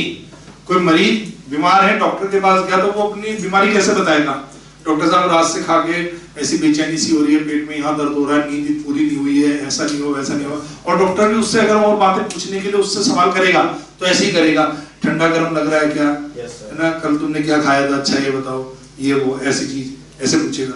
लेकिन मान लीजिए बीमारी थोड़ी गंभीर निकली और अब डॉक्टर अपने किसी दूसरे डॉक्टर फ्रेंड से बात कर रहा है उसी पेशेंट के बारे में, पेशेंट वहीं बैठा हुआ है, तो उससे बात करेगा तो ऐसे ही करेगा, इसके पेट में दर्द हो रहा है, वो फिर अपनी डॉक्टरी लैंग्वेज में बात करेगी, इसको ये इन्फेक्शन है, इतना बीपी बढ़ा हुआ है, इतना ऐसा और ये वो टेक्निकल रिपोर्ट देगी, वो डिस्कस करेगी। ठीक है, कैसे करना, मैंने इसका ये भी करवा लिया, मैंने इसका ये भी करवा लिया, टीएफसी भी करवा लिया, वो भी करवा लिया, और पेशेंट को सोच रहा मेरे बारे में बात होगी, कौन कौन सी बातें कर रहे हैं, टीएफसी क्या होता है, ये क्या होता है, कल्चर करवा लिया नहीं करवा लिया, तो वो क्यों डॉक्टर तो लैंग्वेज समझते हैं ना, वो अपनी बात करेंगे, तो हमें क्या करना है, अपनी लैंग्वेज सीखनी है। अब हमने अगर ये फार्मूला समझ में आता है, मैं बेसिकली बताना चाह रहा हूँ, इसी फार्मूला से ही बनाइए, ये फार्मूला समझ में आता है आपको। अब जरा मैं इस फार्मूला थोड़ा ब्रेक कर दूं, प्रॉफिट लॉस तो ऐसे ही रहने दो स्ट्रेट, या प्रॉफिट ही मान लो इसको, है ना, पॉजिटिव मानते हुए, टोटल सेल माइनस मैं वेरिएबल कॉस्ट को लिख सकता हूं, ऐसे लिख सकता हूं, यस सर, ठीक है, ऐसे लिख सकता हूं, नहीं लिख सकता, यस सर, और मैं ऐसे लिख सकता हूं, जरा बताना, profit equal to total sale minus fix cost minus variable cost, yes sir, ठीक है। क्या मैं ऐसे लिख सकता हूं, profit plus fix cost equal to total sale minus variable cost, सही लिख रहा हूं, नहीं लिख रहा हूं, कोई तो लिखा हो, कोई तो लिखा हो मैंने, ये नहीं बनाई इनसे, पर हमारी बात है कि सर हमने इसको डिफरेंट मोड में क्यों लिखा, सर इसलिए लिखा, sale is purely based on quantity, sale is purely based on, अगर आज आपने 1 यूनिट बेची है तो जो भी आपकी सेल है, अगर आप 10 यूनिट बेचोगे तो आपकी सेल बढ़ेगी, और अगर कुछ नहीं कहा जाए, प्राइस वगैरह रेट आपने चेंज नहीं किया हो तो 10 गुना ही बढ़ेगी। ठीक है, तो सेल का सीधा रिलेशन किससे होता है, क्वांटिटी के साथ, और वेरिएबल कॉस्ट का रिलेशन बताओ किससे होता है, क्वांटिटी के साथ। मुझे बताओ, अगर मैं 500 कार्ड की जगह 1000 कार्ड छपवा रहा हूं तो मेरी कुछ कॉस्ट बढ़ेगी या नहीं बढ़ेगी, मैंने छोड़ो बात को, मैंने 500 की जगह 501 कार्ड छपवाया, सिर्फ पहले मैं 500 कार्ड छपवाने वाला था, फिर मैंने कौन सा कार्ड छपाया, 501, जो मेरा एक कार्ड एक्स्ट्रा बनेगा उस पे मेरी कुछ कॉस्ट बढ़ेगी या नहीं बढ़ेगी, एटलीस्ट जो आप देख भी पा रहे हो, पेपर कॉस्ट बढ़ेगी, जिसमें इंक लग रही है थोड़ी बहुत, वो बढ़ेगी या नहीं बढ़ेगी। तो क्या होता है सर, क्वांटिटी का सीधा रिलेशन होता है किसके साथ, वेरिएबल का। तो हमने वो चीजें जिनका रिलेशन क्वांटिटी के साथ सीधा सीधा है उसको एक साइड रख लिया। और फिक्स कॉस्ट कैसी होती है, क्वांटिटी पे बेस होती है क्या, क्वांटिटी पे बेस होती है क्या, नहीं होती है। मेरा जो परमानेंट स्टाफ है, जो मेरा बाहर मेरी बिल्डिंग के बाहर गार्ड बैठा हुआ है, मैं उसकी सैलरी दूंगा, इस बात पे कम ज्यादा कर दूंगा कि अंदर ग्राहक कम आए या ज्यादा है, या किसी ने कम खरीदा है ज्यादा खरीदा, या कोई नहीं भी आया तो मुझे उसकी सैलरी तो देनी पड़ेगी। तो जो फिक्स कॉस्ट होती है वो रिमेन कांस्टेंट होती है। रिमेन कांस्टेंट का मतलब है सेम होती है। कैसी चलती है, सेम होती है। और कहें तो ये irrespective of change in quantity होती है। अगर क्वांटिटी में बदलाव भी आएगा तो कोई फर्क पड़ेगा क्या, चलो पिछली बार मान लीजिए जगह ये रूम मेरे किराए का है, मेरे जितने बच्चे बैच में बैठे मान लीजिए पिछले अगले बैच में मेरे इससे डबल हो जाएंगे, तो क्या मैं अपने लैंडलॉर्ड को ज्यादा किराया दे पाऊंगा, नहीं दूंगा ना। बच्चे कम रह जाएंगे तो तब भी कम नहीं दूंगा, उतना ही दूंगा जो उनसे डिसाइड हुआ मेरा। हाँ, एक तरीका होता है कि हर 3 साल बाद 5% रेंट बढ़ जाता है या कुछ और बढ़ जाता है, वही गलत चलता है, पर वो भी क्वांटिटी पे बेस नहीं है। अगर बेस होता है कहीं ना कहीं तो टाइम पे होता है। जो आपके परमानेंट स्टाफ है मान लीजिए, उसे आपके यहाँ रहते रहते 3 साल हो गए, तो क्या बोलेगा, सर तो 3 साल हो गए, कुछ तो सैलरी बढ़ा दो, पिछली महंगाई भी बढ़ गई। वो कभी ये नहीं बोलेगा आपका काम बढ़ गया, अरे बढ़ गया होगा तो मैंने और बंदे रख ले, तुमसे तो उतना ही काम लेता हूँ, 10 घंटे की ड्यूटी है तो 10 घंटे तो लेता हूँ तुमसे। इससे तुम्हें क्या मतलब है, मेरे उस 10 घंटे में पहले ग्राहक कम आते थे, अब ज्यादा आ रहे, तुम्हें इससे क्या मतलब है भाई। हाँ, तुम पुराने हो गए, 3 साल हो गए, 4 साल हो गए, तो एक आपका खर्चे का चेंज बनता है वो, लेकिन still not based on quantity, based on other factors just like time. या कमिटमेंट या कुछ और, या जॉब प्रोफाइल चेंज कर दिया। लेट्स से वो पहले मेरे बैंक के अंदर जैसे क्लर्क होता है, फिर वो एग्जाम देके प्रमोट होके ऑफिसर ग्रेड में चले जाता है, या ऊपर फिर सीएम बन जाता है, एजीएम बन जाता है, डीजीएम। आपका प्रोफाइल वर्क चेंज हो गया है, तो नो डाउट फिर मैं आपकी पे स्केल अकॉर्डिंगली चेंज कर दूंगा। मान लीजिए मेरे यहाँ पर 5-6 तरीके की पे स्केल है ना, स्केल 1 से लेके स्केल 7 तक। तो अगर आपका स्केल चेंज हुआ तो आपकी जिम्मेदारी चेंज हो गई, आपका रोल चेंज हो गया, तो मैं आपकी कॉस्ट बढ़ा दूंगा। लेकिन still it is not a based on quantity की बैंक के अंदर कम लोग जमा करने आ रहे हैं, ज्यादा लोग निकालने आ रहे हैं, इससे तो मैं क्या लेना देना भाई, तुम्हारा मतलब नहीं है उससे। तो फिक्स कॉस्ट कैसी हो गई, रिमेन कांस्टेंट यानी same irrespective of change in quantity. अब प्रॉफिट तो कायदे में कुछ भी नहीं है, बैलेंसिंग फिगर है। प्रॉफिट लॉस क्या अपने आप हो जाता है, प्रॉफिट लॉस तो सिर्फ तो रिजल्ट है इन चीजों का। जब आप सेल्स में से ये माइनस करोगे, मैं तो कहता हूं फिक्स कॉस्ट भी माइनस करोगे, तो ये क्या आएगा, बैलेंस आएगा। ये प्रॉफिट भी हो सकता है, लॉस भी। दिस इज कॉल्ड की इक्वेशन। इसी इक्वेशन को भी हम और करके लिखेंगे, या फेयरली कॉपी कर रहे हैं और करके देखो क्या लिखेंगे। सेल्स माइनस वेरिएबल कॉस्ट को एक नाम दिया जाता है कंट्रीब्यूशन। क्या बोलेंगे हम इसको, contribution. Sales minus variable cost का एक नाम होता है कंट्रीब्यूशन। और क्योंकि sales minus variable cost contribution है, देयरफॉर हम क्या बोल सकते हैं, कंट्रीब्यूशन इक्वल टू होगा प्लस प्रॉफिट, क्योंकि ये इक्वल टू दिस वन था।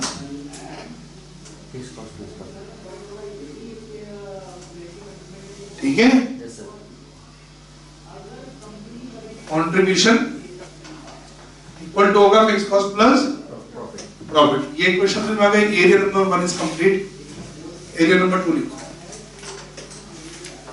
एरिया 1 में हमें सिर्फ की इक्वेशन समझ लेनी, और जिनको हमने एक साइड में रखा हो किस लॉजिकल में रखा था वो आपको मैंने बताया, इसकी जरूरत पड़ेगी आपको। तो सर सारे एरिया की तरफ लिख लेंगे ना एक ही जगह, इसके ये जो एरिया एक ही जगह लिख लेना।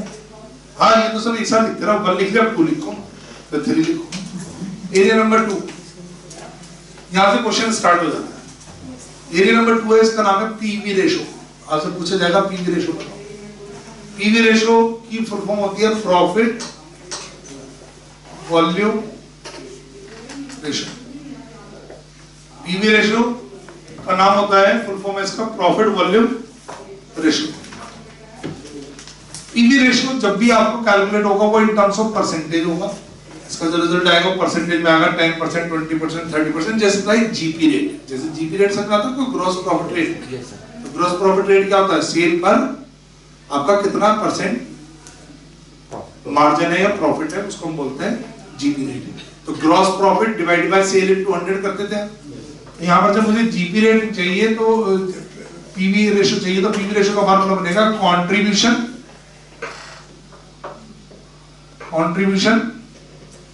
Upon cell into 100।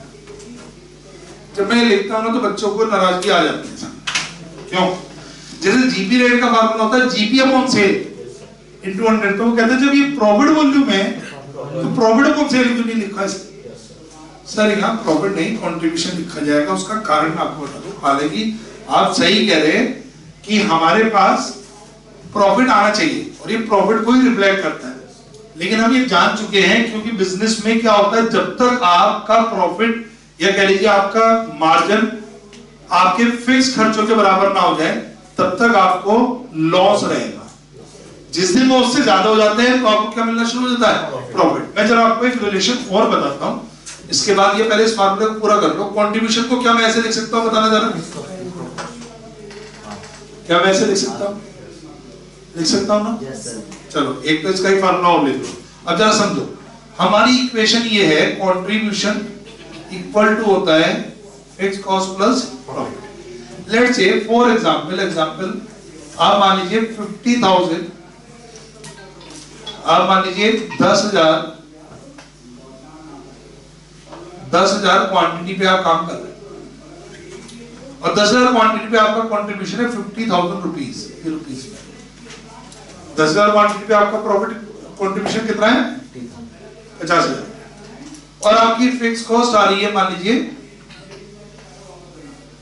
आपकी फिक्स कॉस्ट आ रही है लेट्स से 60,000। तो बताना यहाँ क्या होगा, 10,000 का नेगेटिव प्रॉफिट, जब तो इक्वेशन बनेगी कोई 50 बराबर है और ये खर्चा 60 है, तो बराबर करने के लिए क्या करना पड़ेगा? 10 माइनस। अब क्या करते हैं हम, 10,000 क्वांटिटी से हमने मान लीजिए 10,000 एक क्वांटिटी बेची, पहले हमने कितनी बेची थी? 10,000। 10,000 क्वांटिटी में हमें कितने रुपए मिल रहे थे? 50,000। 50,000 क्या है? Contribution. Contribution is a detail of, या contribution is a difference of sales minus variable cost, और both are based on quantity. तो इसका मतलब क्या है, इस 50,000 का सीधा रिलेशन किससे? क्वांटिटी से। अगर आप 10,000 पे 50,000 कमा रहे हैं तो 10,000 एक पे कितना कमाएंगे? जल्दी बताओ, 10,000 एक पे कितना कमाओगे? सीधा रिलेशन क्वांटिटी से है, सीधा रिलेशन क्वांटिटी से है। कंट्रीब्यूशन का सीधा रिलेशन क्वांटिटी से है। और जब सीधा रिलेशन बोल रहा हूं तो सीधे का मतलब है एक क्वांटिटी बढ़ी तो ये बढ़ेगा, एक क्वांटिटी घटी तो घटेगा, ज्यादा क्वांटिटी बढ़ी ज्यादा बढ़ेगा, ज्यादा क्वांटिटी घटी ज्यादा घटेगा। तो जब ये 10,000 से 10,000 एक होगा तो आप मुझे बता दो नया कंट्रीब्यूशन कितना होगा? जल्दी बताओ। यह रेट निकल आएगा आपका, क्या रेट निकल गया? 5 रुपए। तो ये आपका हो जाएगा 50,005 रुपए। और जैसे ही 50,005 होगा, और ये तो 60,000 के 60,000 है, तो आपका प्रॉफिट हो जाएगा 9,995। जरा बताओ क्या फर्क आया? आपकी एक क्वांटिटी बढ़ने पर कंट्रीब्यूशन बढ़ा 5 रुपए, सर प्रॉफिट भी बढ़ा 5 रुपए।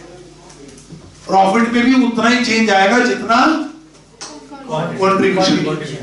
Contribution always represent to, contribution always represent to profit.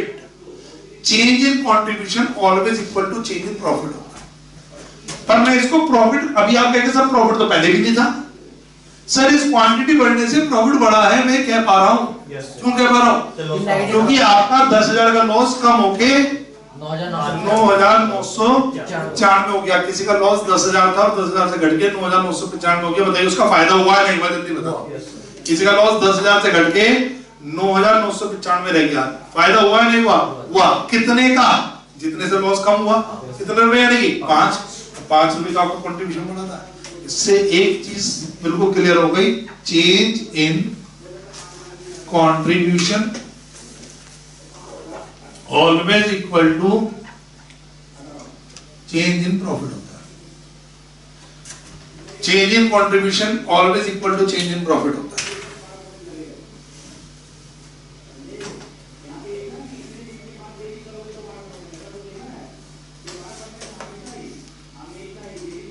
Change in contribution equal to change in profit. ये अंडरस्टूड है?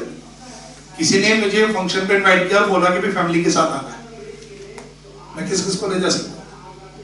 जो फैमिली वर्ड में कवर हो सकते हैं, मेरी वाइफ, मेरे बच्चे, मेरे पे और कोई डिपेंडेंट है तो वो, इवन मेरी mother, they are dependent on me, father family में आते हैं, ठीक है, आने चाहिए ना। तो जैसे वो इंटरप्रिटेशन है, same interpretation is there in contribution word, there is a reflecting to profit portion. पर हम उसे इसलिए क्यों प्रॉफिट नहीं लिख रहे? क्योंकि प्रॉफिट इज अ मेंटालिटी कि भाई प्रॉफिट का मतलब पॉजिटिव प्रॉफिट ऑलवेज। जबकि हर क्वांटिटी से क्या बढ़ता है? हर क्वांटिटी से कंट्रीब्यूशन बढ़ता है। पर जितने रुपए से कंट्रीब्यूशन बढ़ेगा उतने का आपको एक रिफ्लेक्शन दिखेगा कहां पर जाके? प्रॉफिट पे। मैं कहता हूं मुझे आज एक कस्टमर, सपोज आप एक बच्चा और क्लास में आके बैठ गया आज, वो मुझे मेरे पेपर के 2,000 रुपए दे रहा है, तो 2,000 रुपए का मेरा फायदा हुआ नहीं हुआ? या 2,000 में मान लीजिए मुझे 10% की मेरी डायरेक्ट कॉस्ट हुई है, लेट से मुझे 200 रुपए का उसको स्टडी मटेरियल देना पड़ा, तो मुझे कितने रुपए बच गए? 1,800। मुझे हर एक यूनिट में कितने रुपए बच गए? 1,800। जितने बच्चे बढ़ेंगे मेरा 1,800 रुपए बढ़ेंगे नहीं बढ़ेंगे? और 1,800 रुपए का मेरे पास ज्यादा आएंगे तो बताइए मेरा प्रॉफिट 1,800 बढ़ेगा नहीं बढ़ेगा? आप कहेंगे कौन सा प्रॉफिट? अरे जो भी है, मेरा अभी तक जो भी प्रॉफिट हो रहा था वो बताइए 1,800 से बढ़ जाएगा नहीं बढ़ जाएगा? और अभी तक अगर मैं लॉस में भी था तो बताइए वो 1,800 रुपए आए हैं ना, कुछ आए तो हैं, घर से तो नहीं गए, तो 1,800 रुपए से मेरा क्या होगा? लॉस मेरा कम हो जाएगा। लॉस कम होना भी प्रॉफिट होता है। एक वो आता तो वो डीजल वालों का ऐड,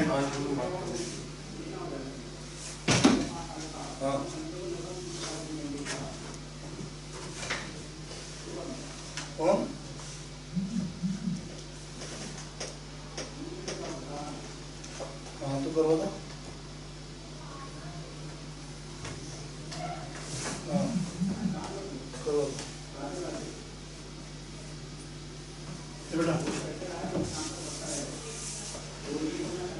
तो हमारे पास जो कंट्रीब्यूशन है, ये हम कुछ नए टेक्निकल वर्ड दे रहे हैं क्योंकि इनकी जरूरत पड़ेगी आगे, लेकिन रिलेशन आपको समझना, हर बिजनेस में कंट्रीब्यूशन होता है, ऐसा मानो।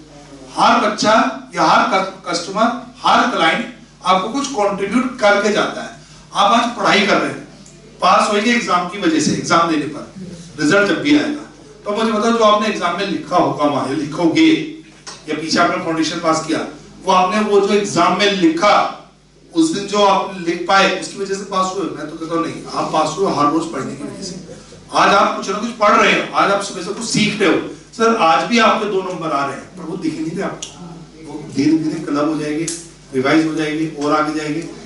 चीजें एक दिन में डेवलप नहीं होती, it will take a time. कोई बिल्डिंग बनाएगा तो 4 महीने 6 महीने 10 महीने लगेंगे, तो रिफ्लेक्शन दिखेगा। तो हर कस्टमर, हर क्वांटिटी, हर वॉल्यूम आपको कुछ कंट्रीब्यूट करती है, यानी कुछ आपको देके जाती है। और एग्जैक्टली कहे तो हम इसे कहते हैं, जितना वो आपको देके जाते हैं उतना ही आपका सीधा सीधा फायदा है। फायदा इन सेंस लॉस कम हो रहा है या फिर प्रॉफिट में, अगर आप पहले से हो तो प्रॉफिट। इसको आप पॉजिटिव भी ले सकते थे। अगर मैं इसका एग्जांपल 2 डाल दूं यहाँ पर, मैं इसी में आपको भी चाहे मत नहीं करो, एग्जांपल अगर मैं 2 डाल दूं और मैं ये वेरिएबल कॉस्ट मान लीजिए ये फिक्स कॉस्ट 40 कर देता हूँ, तो बताना इसका मतलब 10,000 का क्या था? प्रॉफिट। अब आपने एक क्वांटिटी और बढ़ा दी, अरे जिसका प्रॉफिट चल रहा है वो और क्वांटिटी नहीं बढ़ाएगा क्या? बढ़ा सकता है, सब बढ़ाना चाहते हैं, हर कोई चाहता है वॉल्यूम बढ़े। तो 10,000 से कितनी हो गई? 10,000। 5 रुपए ज्यादा हो गए आपके, 5 रुपए ज्यादा ही क्या हो गई? 40 ही है। बताइए क्या होगा ये? 10,005 प्लस 5 ये कितना हो जाएगा? 10,005। स्टिल कितने का चेंज है? 5। तो जितना कंट्रीब्यूशन चेंज होगा उतना ही आपका प्रॉफिट में बदलाव दिखाई देगा। जितना आप रोज पढ़ोगे उतना ही आपके पास होने के चांस बढ़ते चले जाएंगे, और आप रोज थोड़ा थोड़ा अपनी परसेंटेज बढ़ाते हो, ये यकीन मानो। टेंशन ये मत सोचो कि मैं बाद में पढ़ लूंगा, अब एग्जाम में दूंगा। रोज का रोज मेहनत करो, रोज मेहनत करोगे तो रोज कुछ ना कुछ अर्न करके जाओगे। मैं अगर ऑफिस में आ रहा हूँ, मान लीजिए मेरे पास कोई काम भी नहीं है, एक तो उस प्रवृत्ति का बंदा हो या घर में बैठ के सो यार, जैसे कि आज ग्राहक तो आने नहीं, आज शनिवार है, आज कोरोना वायरस चल रहा है, ये चल रहा है, वो चल रहा है, मत जाओ, सर सोच के आप घर बैठ जाओ, उससे कुछ ज्यादा लाभ है। दुकान पे जाओगे तो कुछ काम करोगे। मैं तो कहता हूँ कई बार ऐसा होता है, एक बार मैं बिल्कुल खाली था तो मैंने कहा चलो एक काम करता हूँ, यही का जीएस जो हमारी सैटेलाइट वगैरह चलती है इसके ऊपर वर्चुअल, मैं इसको ऑडिट करने बैठ गया। मेरे स्टाफ बोले जी हम तो खुद ही कर रखा और ये कर रखा वो कर रखा, ये तो सब ऑनलाइन पेमेंट आती है, ऑनलाइन जाता है ये वो। तो मैंने कहा कोई बात नहीं, ऐसे कर लेता हूँ। मुझे ये नहीं मेरे स्टाफ में कोई शक है, कोई डाउट है कुछ है, और सिस्टम भी बड़े अच्छे मेंटेन है। वो किसी एक फिगर को उन्होंने 2 बार पेज चढ़ा दिया, कंपनी से ही पेमेंट नहीं आई उसकी, जो हमारा जो कमीशन वहां से आता वो पेमेंट ही नहीं आया, और आया भी था उसी फिगर का मिलता जुलता कोई दूसरा पेमेंट पुराना। लड़के ने उसी को 2 बार चढ़ा के दोनों बारों को नेट कर दिया, उसको क्या आ गया, वो कंपनी बंद भी हो गई। वो बहुत पुरानी बात है सर। मुझे उसको करने के बाद रिकंसिल करने 40,000 का फायदा हुआ। मैंने उस कंपनी को फॉलो किया, उन्होंने क्योंकि सब चीज़ ऑन पेपर्स थी, सारी चीज़ सही थी, वो मिला, उन्होंने उसको चेक करा, 2-4 महीने जरूर लगे लेकिन पैसे आ गए। तो बताइए उस दिन खाली बैठा था, फिर मैंने कितने कमा लिए? 40,000 कमा लिया ना। तो काम करने से और कुछ नहीं। आज आप मान लीजिए आपकी किसी वजह से बारिश हो गया, आज क्लास नहीं चल रही, सडनली कोई बात हो गई, पढ़ाई कर लो। जो पढ़ चुके हो पहले, चलो खुद अगले क्वेश्चन खुद नहीं निकाल सकते, खुद नहीं कर सकते, जो पढ़ लिया वो रिवाइज कर लो। ये तो आपको देखना कि अपॉर्चुनिटी को पॉजिटिवली में लेना है या नेगेटिव। तो रोज पढ़ना है, रोज नंबर गेन करने, रोज का रोज फायदा उठाना। ये आपका पीवी रेशियो। पीवी रेशियो बताइए ज्यादा होना चाहिए कम होना चाहिए? पीवी रेशियो ज्यादा होना चाहिए कम होना चाहिए? सेल्स में कितना कंट्रीब्यूशन हो, मान लीजिए मैंने 100 रुपए की प्रोडक्ट बेचा और 100 के 100 मेरे हो गए, तो सच्ची बात ही नहीं है। 100 का बेचा लेकिन कहीं पीछे से 80 में मंगा के, मेरे तो मार्जिन कितना सर? 20।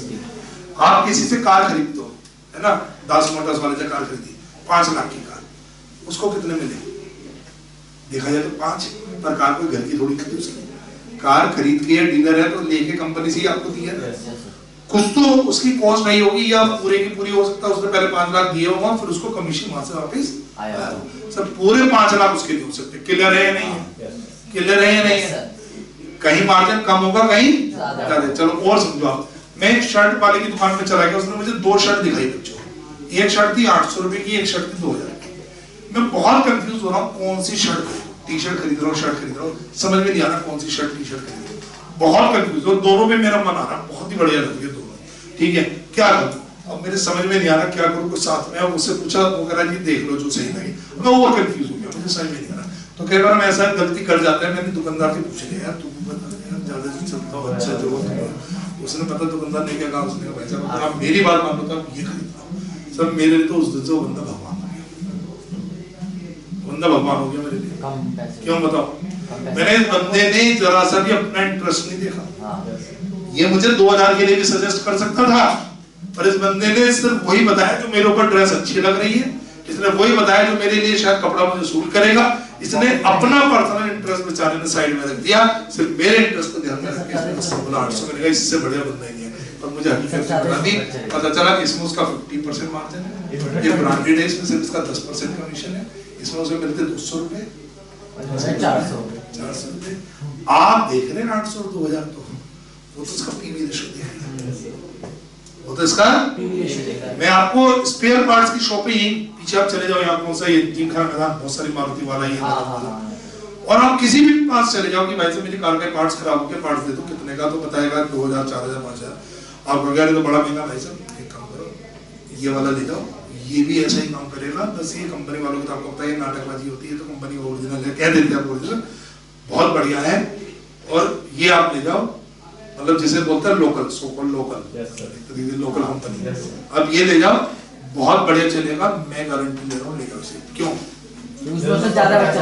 लोकल कंपनी वाले उनको मार्जिन कितना देते हैं ज्यादा, और जो ब्रांडेड कंपनी वाले होते हैं वो मार्जिन कैसे देते हैं कम, वो ज्यादा बेचने में खुश है, पता किसको, लोकल आइटम को, जबकि उसका सेल प्राइस कम है, पर उसका उसमें प्रॉफिट पोर्शन कैसा है ज्यादा, अल्टीमेट तो प्रॉफिट चाहिए ना, अल्टीमेट तो प्रॉफिट मैक्सिमाइज करना, profit maximise means contribution maximise करना, कंट्रीब्यूशन मैक्सिमाइज कब होगा, ये परसेंटेज रिप्रेजेंट करती है कि सेल में कितना कंट्रीब्यूशन है, अगर ये 50% आ रहा तो मेरा सेल में 100 में 50 है, ये 20% रह गया तो मेरा सेल में सिर्फ 100 में 20 है, तो जितना ज्यादा हो उतना अच्छा, तो मेरा पोर्शन चेक करता है, तो हमें वो लग रहा बंदा 800 2000 देख रहा है, सर कितनी कोशिश कर लेना किसी भी दुकानदार को, और आपको लगे आपके बिल्कुल घर के जैसा बंदा हो गया, और आपके लिए पता नहीं क्या कर गुजरेगा, सर वो अपने ही फायदे देखेगा, वाला बात है उसके फायदे में भाईजान ड्रेस भी आपको अच्छे वाली मिल जाए, वो बात अलग है, वो चीज आपको भी सूट कर जाए, वो बात अलग है, आप ब्रांडेड ना खरीद के लोकल वाला पार्ट्स खरीद रहे और वो भी काम कर जाए तो आपके कुछ पैसे बच गए, वो सारी बात सही है, उसके फायदे के साथ साथ आपका फायदा भी हो सकता है, लेकिन पहले हम इसका फायदा, मैं चाहता हूं कि इस बैच का रिजल्ट 100% आए, क्यों, क्योंकि मैं सब जगह तुम्हारा फोटो लगा दूंगा, ठीक है, तो मैं ये चाहता हूँ, तो इसमें बुराई क्या, अल्टीमेट आपके फायदे के लिए सोच रहा हूँ ना आप, मतलब मेरे सपने में आपका भी फायदा है या आपके फायदे में मेरा फायदा छुपा हुआ, क्या दिक्कत है, दिक्कत तो वहां आती है जहां मेरे फायदे में आपका नुकसान होता है, या आपके नुकसान करवाने में ही मेरा फायदा होता है, तो वो अलग चीज है, तो पीवी रेशो कैसा होना चाहिए, higher is good, always higher is good, जितना ज्यादा हो उतना अच्छा, जैसे किसी ने बुखार नापा, छोटे छोटे बच्चे नहीं करते बुखार नापा, कितना आया बता दिया बच्चे को, बेटा 19 है, ओहो एक कम रह गया, 100 आ जाता काश, ठीक है, और तो वो सोच रहा है ये स्कूल के नंबर की तरह, जितना ज्यादा आएगा टेम्परेचर जितना ज्यादा आएगा उतना अच्छा, टेम्परेचर तो क्या होना चाहिए कम होना चाहिए, ठीक रहना चाहिए ना, तो ऐसा नहीं कि वो टेम्परेचर 101 आ रहा है 102 हो रहा, तो जैसे तो रेशो की कुछ सेंस होती है पॉजिटिव नेगेटिव, तो ये रेशो कैसा होना चाहिए, हायर इज गुड, ज्यादा होना अच्छा, कितने कर लिए अभी हमने, दो, तीसरा और लिखो, कितने एरिया लिख रहे हैं टोटल, 7 के साथ कब लिखेंगे, अच्छा 3-4 दिन लगेंगे तुम्हें, एक एरिया और लिखो, ठीक है, बाकी कर लिखिए कल सारे, इसका आइडियल रेशो भी कुछ, आइडियल रेशो कभी हो नहीं सकता, आइडियल रेशो कभी नहीं हो सकता, बहुत सारे जने क्या करते हैं खुद अपना पीवी रेशो घटाते भी है, बिकॉज ऑफ क्वांटिटी बढ़ जाती है, क्योंकि अगर आप अल्टीमेट रियल प्रॉफिट पे जाएंगे तो these are the combination of two, one is your PV rate PV portion, another your volume, अगर आप देखो कुछ जने 10 पैसे पे खेलते हैं, लेकिन उनकी क्वांटिटी इतनी ज्यादा होती है कि वो सब कवर कर देते हैं, सब कवर करते हैं, ठीक है बेटा, अब आप देखो मान लीजिए किसी आप पानी की गिलास नहीं आते डिस्पोजल, अब गिलास खरीदो, शायद मैं समझता ऐसे भी गिलास आते हैं थोड़े ज्यादा की क्वालिटी, 30-40 रुपए में 100 भी आते हैं, अब सोचिए 30 रुपए की पैकेट में क्या कमा रहा होगा यार ये, 30 रुपए 2 रुपए 4 रुपए, फिर कंपनी बना भी रही है, ट्रांसपोर्ट से भेज भी रही है, कर भी रही है, आ भी रहा है। सर आप सिर्फ वही गिलास देख लो, या पर गिलास जाओगे तो 100 से वो डिवाइड कर लो तो आपको और पैसों नहीं दिखेगा। लेकिन आप ये समझो जिसका फंक्शन होता है तो खरीदता कैसे होगा? 1000 गिलास, 2000 गिलास, और ऐसे उसके यहाँ 100 जन आ जाते हैं, आड़तियों की तरह काम है। और खरीद गिलास थोड़ी ना लेगा, प्लेट भी लेगा, ये भी लेगा, वो भी लेगा, वो भी लेगा, मतलब बिल बनेगा इतने रुपए का, और उसको एवरेज उसमें फी भी रेशो उसका, फिर क्योंकि उसकी क्वांटिटी कैसी है ज्यादा। तो अगर प्रोडक्ट का रेट कम है तो बात नहीं, लेकिन वो तब भी सर्वाइव कैसे कर पा रहा है क्योंकि क्वांटिटी ज्यादा है। या रिवर्स चलो, कई बार कुछ साड़ी वाले देखना, लहंगे वाले देखना, पूरे दिन में शायद 2 लहंगे बेच पाते हैं, पूरा स्टाफ, और उन्हें टिक्की भी खिलाएगी, कोल्ड ड्रिंक पिलाएगी, इन्हें भी दिखाएगी, उन्हें भी दिखाएगी, 50 तो पूरी दुकान खोल लेते। क्या जो साथ में जाता है उसे शर्म हो जाती है, मतलब इतना खुलवा दिया, दे दिया कुछ नहीं, उसमें भी कह दीजिए भाई साहब कल आएंगे दुकान, ऐसे ही होते हैं। पूरे दिन वाले उसने 2 लहंगे बेचे, बस सिर्फ 2, बहुत कर रहा है, प्रोडक्ट ही 50,000 का, 10,000 रुपए का आया हुआ है, एक भी बिक गया तो 40,000। कार वाले पूरे महीने में 10 कार का टारगेट निकालते हैं, 10 कार बिक जाएगी वजह से, क्योंकि एक कार में ही उनको बहुत पैसे मिल जाते हैं। तो उनका मार्जिन कैसा है? ज्यादा है अमाउंट वाइज, क्वांटिटी नंबर्स में कम है, लेकिन यहाँ पर पीस कम है अमाउंट, वहां पर शायद क्वांटिटी कैसी होगी ज्यादा। अब 2-2, 4-4 रुपए की आप टैबलेट खाते हैं, आपको लगता है टैबलेटों में क्या बचता होगा कंपनी वालों को, 5 रुपए की टैबलेट हमारा जो खरीदी दवाई, लेकिन उनकी तो मल्टीपल में चलती है ना वो मेडिसिन। अब देखो वो इनो पिनो वाले ऐड आते रहते हैं, अमिताभ ऐड दे रहा है, कोई और ऐड कर रहा है, और उसके तो ऐड करवाने की कॉस्ट बहुत होगी, इतने का तो पाउच भी नहीं वो, इस ऐड से बिक कितना रहा है, पब्लिक कितनी यूज कर रही है, नंबर्स कितने लार्ज हैं, उसी से तो फर्क पड़ता है उसका। वो वॉल्यूम से ही तो खेल रहे हैं, ऐसे तो शायद उसमें 10 पैसे बच रहे होंगे, कंपनी को 20 पैसे बच रहे होंगे, पर 20 पैसे मल्टीप्लाई में वॉल्यूम। एरिया नंबर 3 क्या पढ़ा था हमने, बताओ? Break even point. Break even point एक ऐसा पॉइंट है जिसको हर कोई जानना चाहता है, कह लीजिए पहुंचना चाहता है, पर रुकना कोई नहीं चाहता। ब्रेक इवन पॉइंट एक ऐसा पॉइंट है जिस तक हर कोई जल्द से जल्द पहुंचना चाहता है। आपको हर पेपर में मिनिमम 40 मार्क्स लाने, तो आप चाहोगे जल्द से जल्द 40 नंबर तो आ जाए। आधे घंटे का पेपर शुरू होते 40 नंबर मेरे हो जाए तो कितना अच्छा। जितना जल्दी आप ब्रेक इवन पहुंचोगे आपके पसीने उतनी कम हो जाएंगे, आपको राहत आनी शुरू हो जाएगी, अब थोड़ा सा ठीक महसूस हो रहा है। जिस बच्चे को लग रहा है मेरे 40 भी नहीं आ रहे, बेचारा टेंशन में रहता, अपना पेपर भी खराब करता, 2-4 को लेके और डूब जाता है, ठीक है, उन्हें भी परेशान कर देता था। पहले एक पेपर शुरू नहीं हुआ, मैंने भी पेपर नहीं पढ़ा, तुझे क्या बता दो, अरे ये तो बता दो, वो तो भाई पहले तुझे जितना आता उतना लिख लो, वो कह रहा मुझे कुछ नहीं आता, तो आपके दिमाग में खराब हो जाता है, यार ये ऐसे बंदे को उठा दिया जिसको, चलो थोड़ा बहुत आपस में पूछे करें, लेकिन कल जितना तुम्हें आता तुम लिख लो, जितना हमें आता हम लिख ले। पेपर शुरू हुआ नहीं, मुझे बता दो, मुझे पढ़ा, तुम्हें लिखवाना है या तुम्हें पास करवाना है, बल्कि वो परेशान हो गए, दोस्ती आज से खत्म, मैडम हमारे सीट चेंज करो बेटा, ठीक है, तो ये पास नहीं होने देगा, कारण कि आप शुरू से पीछे पड़ गए उसके। तो ब्रेक इवन पॉइंट हर कोई जानना चाहता है, जल्द से जल्द पहुंचना चाहता है, रुकना कोई नहीं चाहता, क्योंकि प्रॉफिट तो इसके बाद है, सही मायने का प्रॉफिट। ब्रेक इवन पॉइंट लेकिन है कितना? ब्रेक इवन पॉइंट 2 तरीके से निकलता है, इन टर्म्स ऑफ क्वांटिटी और इन टर्म्स ऑफ वैल्यू। पहले क्वांटिटी बात है। ब्रेक इवन पॉइंट का फार्मूला क्या था बताना? ब्रेक इवन पॉइंट वो जो है जहां दोनों लाइनें आपस में क्रॉस करती है वो ब्रेक पॉइंट होते हैं। ब्रेक इवन पॉइंट का मतलब है total sale equal to total cost, total sale equal to total cost. और मैं क्या कर सकता हूं, total sale equal to variable cost plus fix cost. मुझे क्योंकि क्वांटिटी पे जाना है, मैं तो और करके क्या लिख सकता हूं, क्वांटिटी जितनी क्वांटिटी आप सेल कर रहे हो multiply with selling price per unit equal to होगा quantity multiply with variable cost per unit. Variable cost तो होगी ना पर यूनिट, ये भी क्वांटिटी पर बेस है, प्लस क्या हो गया फिक्स्ड कॉस्ट। ये डाटा इधर आ जाएगा तो क्या होगा बच्चों, quantity multiply with selling price per unit. में फार्मूला बनाना सिखा रहा हूं आपको, quantity multiply with variable cost per unit equal to fixed cost.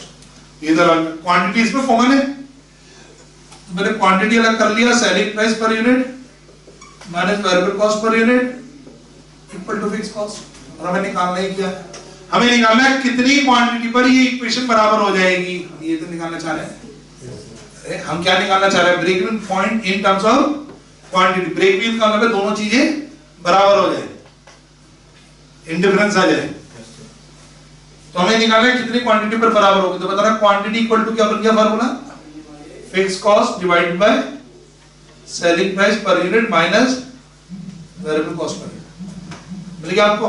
और जिस क्वांटिटी पर ये दोनों चीज बराबर हो पा रही है और वो क्वांटिटी का फार्मूला क्रिएट हो गया, तो उस क्वांटिटी की जो आंसर आएगा उसी क्वांटिटी को हम बोलेंगे ब्रेक इवन पॉइंट क्वांटिटी। ये क्वांटिटी खाली क्वांटिटी नहीं है, इस क्वांटिटी का नाम होगा ब्रेक इवन पॉइंट क्वांटिटी। इस क्वांटिटी पर सेल इक्वल टू कॉस्ट। ठीक है। और फाइनली एक फार्मूला और चेंज करके लिख दो। हमेशा और क्या लिख सकते हैं बताना? Break even point equal to होगा fixed cost upon selling price वाले वेरिएबल कॉस्ट को एक नाम ये नहीं दे सकते क्या हम? कंट्रीब्यूशन पर दे सकते हैं ना? ये भी दे सकते हैं। ठीक है, सही है। हमने किसने निकाल लिया ब्रेक इवन पॉइंट? क्वांटिटी। अब देखो ये पूछा जाता है किसमें? इन टर्म्स ऑफ वैल्यू में भी, कितनी सेल वैल्यू पर ब्रेक इवन आ जाएगा। तो अगर वैल्यू में निकाला जाएगा तो बहुत आसान है बच्चों, वैल्यू में बहुत आसान है। Value break even point in value बहुत आसान है। कैसे निकालोगे? आपकी कितनी क्वांटिटी सेल करने पर ब्रेक इवन आ जाएगा, कितनी क्वांटिटी बिकनी चाहिए कि आपका ब्रेक इवन आ जाए। जितनी क्वांटिटी सेल होनी चाहिए वो आपके पास आ चुकी है, सीधा सीधा मल्टीप्लाई कर दो ना, मल्टीप्लाई विद सेलिंग प्राइस। अरे मैं कह रहा हूं 40,000 क्वांटिटी सेल होनी चाहिए और एक क्वांटिटी का सेल प्राइस है 10,000, कितनी सेल होनी चाहिए? 4 ना। तो हमारे पास फार्मूला क्या बनेगा? Fixed cost divided by selling price per unit minus variable cost per unit. ये तो वही फार्मूला जो क्वांटिटी वाला था। इसको बस मैंने मल्टीप्लाई कर देना किससे? सेल प्राइस पर यूनिट से। इसको मल्टीप्लाई कर दो किससे? सेल प्राइस पर यूनिट से, सेल प्राइस पर यूनिट से। और करके मैं बताऊं क्या लिखूंगा? Fixed cost divided by contribution per unit multiply with selling price per unit. और एक फार्मूला शॉर्टकट और दे रहा हूं, ये बहुत काम आएगा तुम्हारे, ये बहुत काम आएगा, ये इंपॉर्टेंट भी है। ये एक फार्मूला और दे रहा हूं, fixed cost divided bye PV ratio. ये डायरेक्ट फार्मूला है sir, fixed cost divided bye PV ratio. आप कहेगा अचानक कहां से आ गया पीवी रेशियो, बीच में कैसे पूछ दिया है?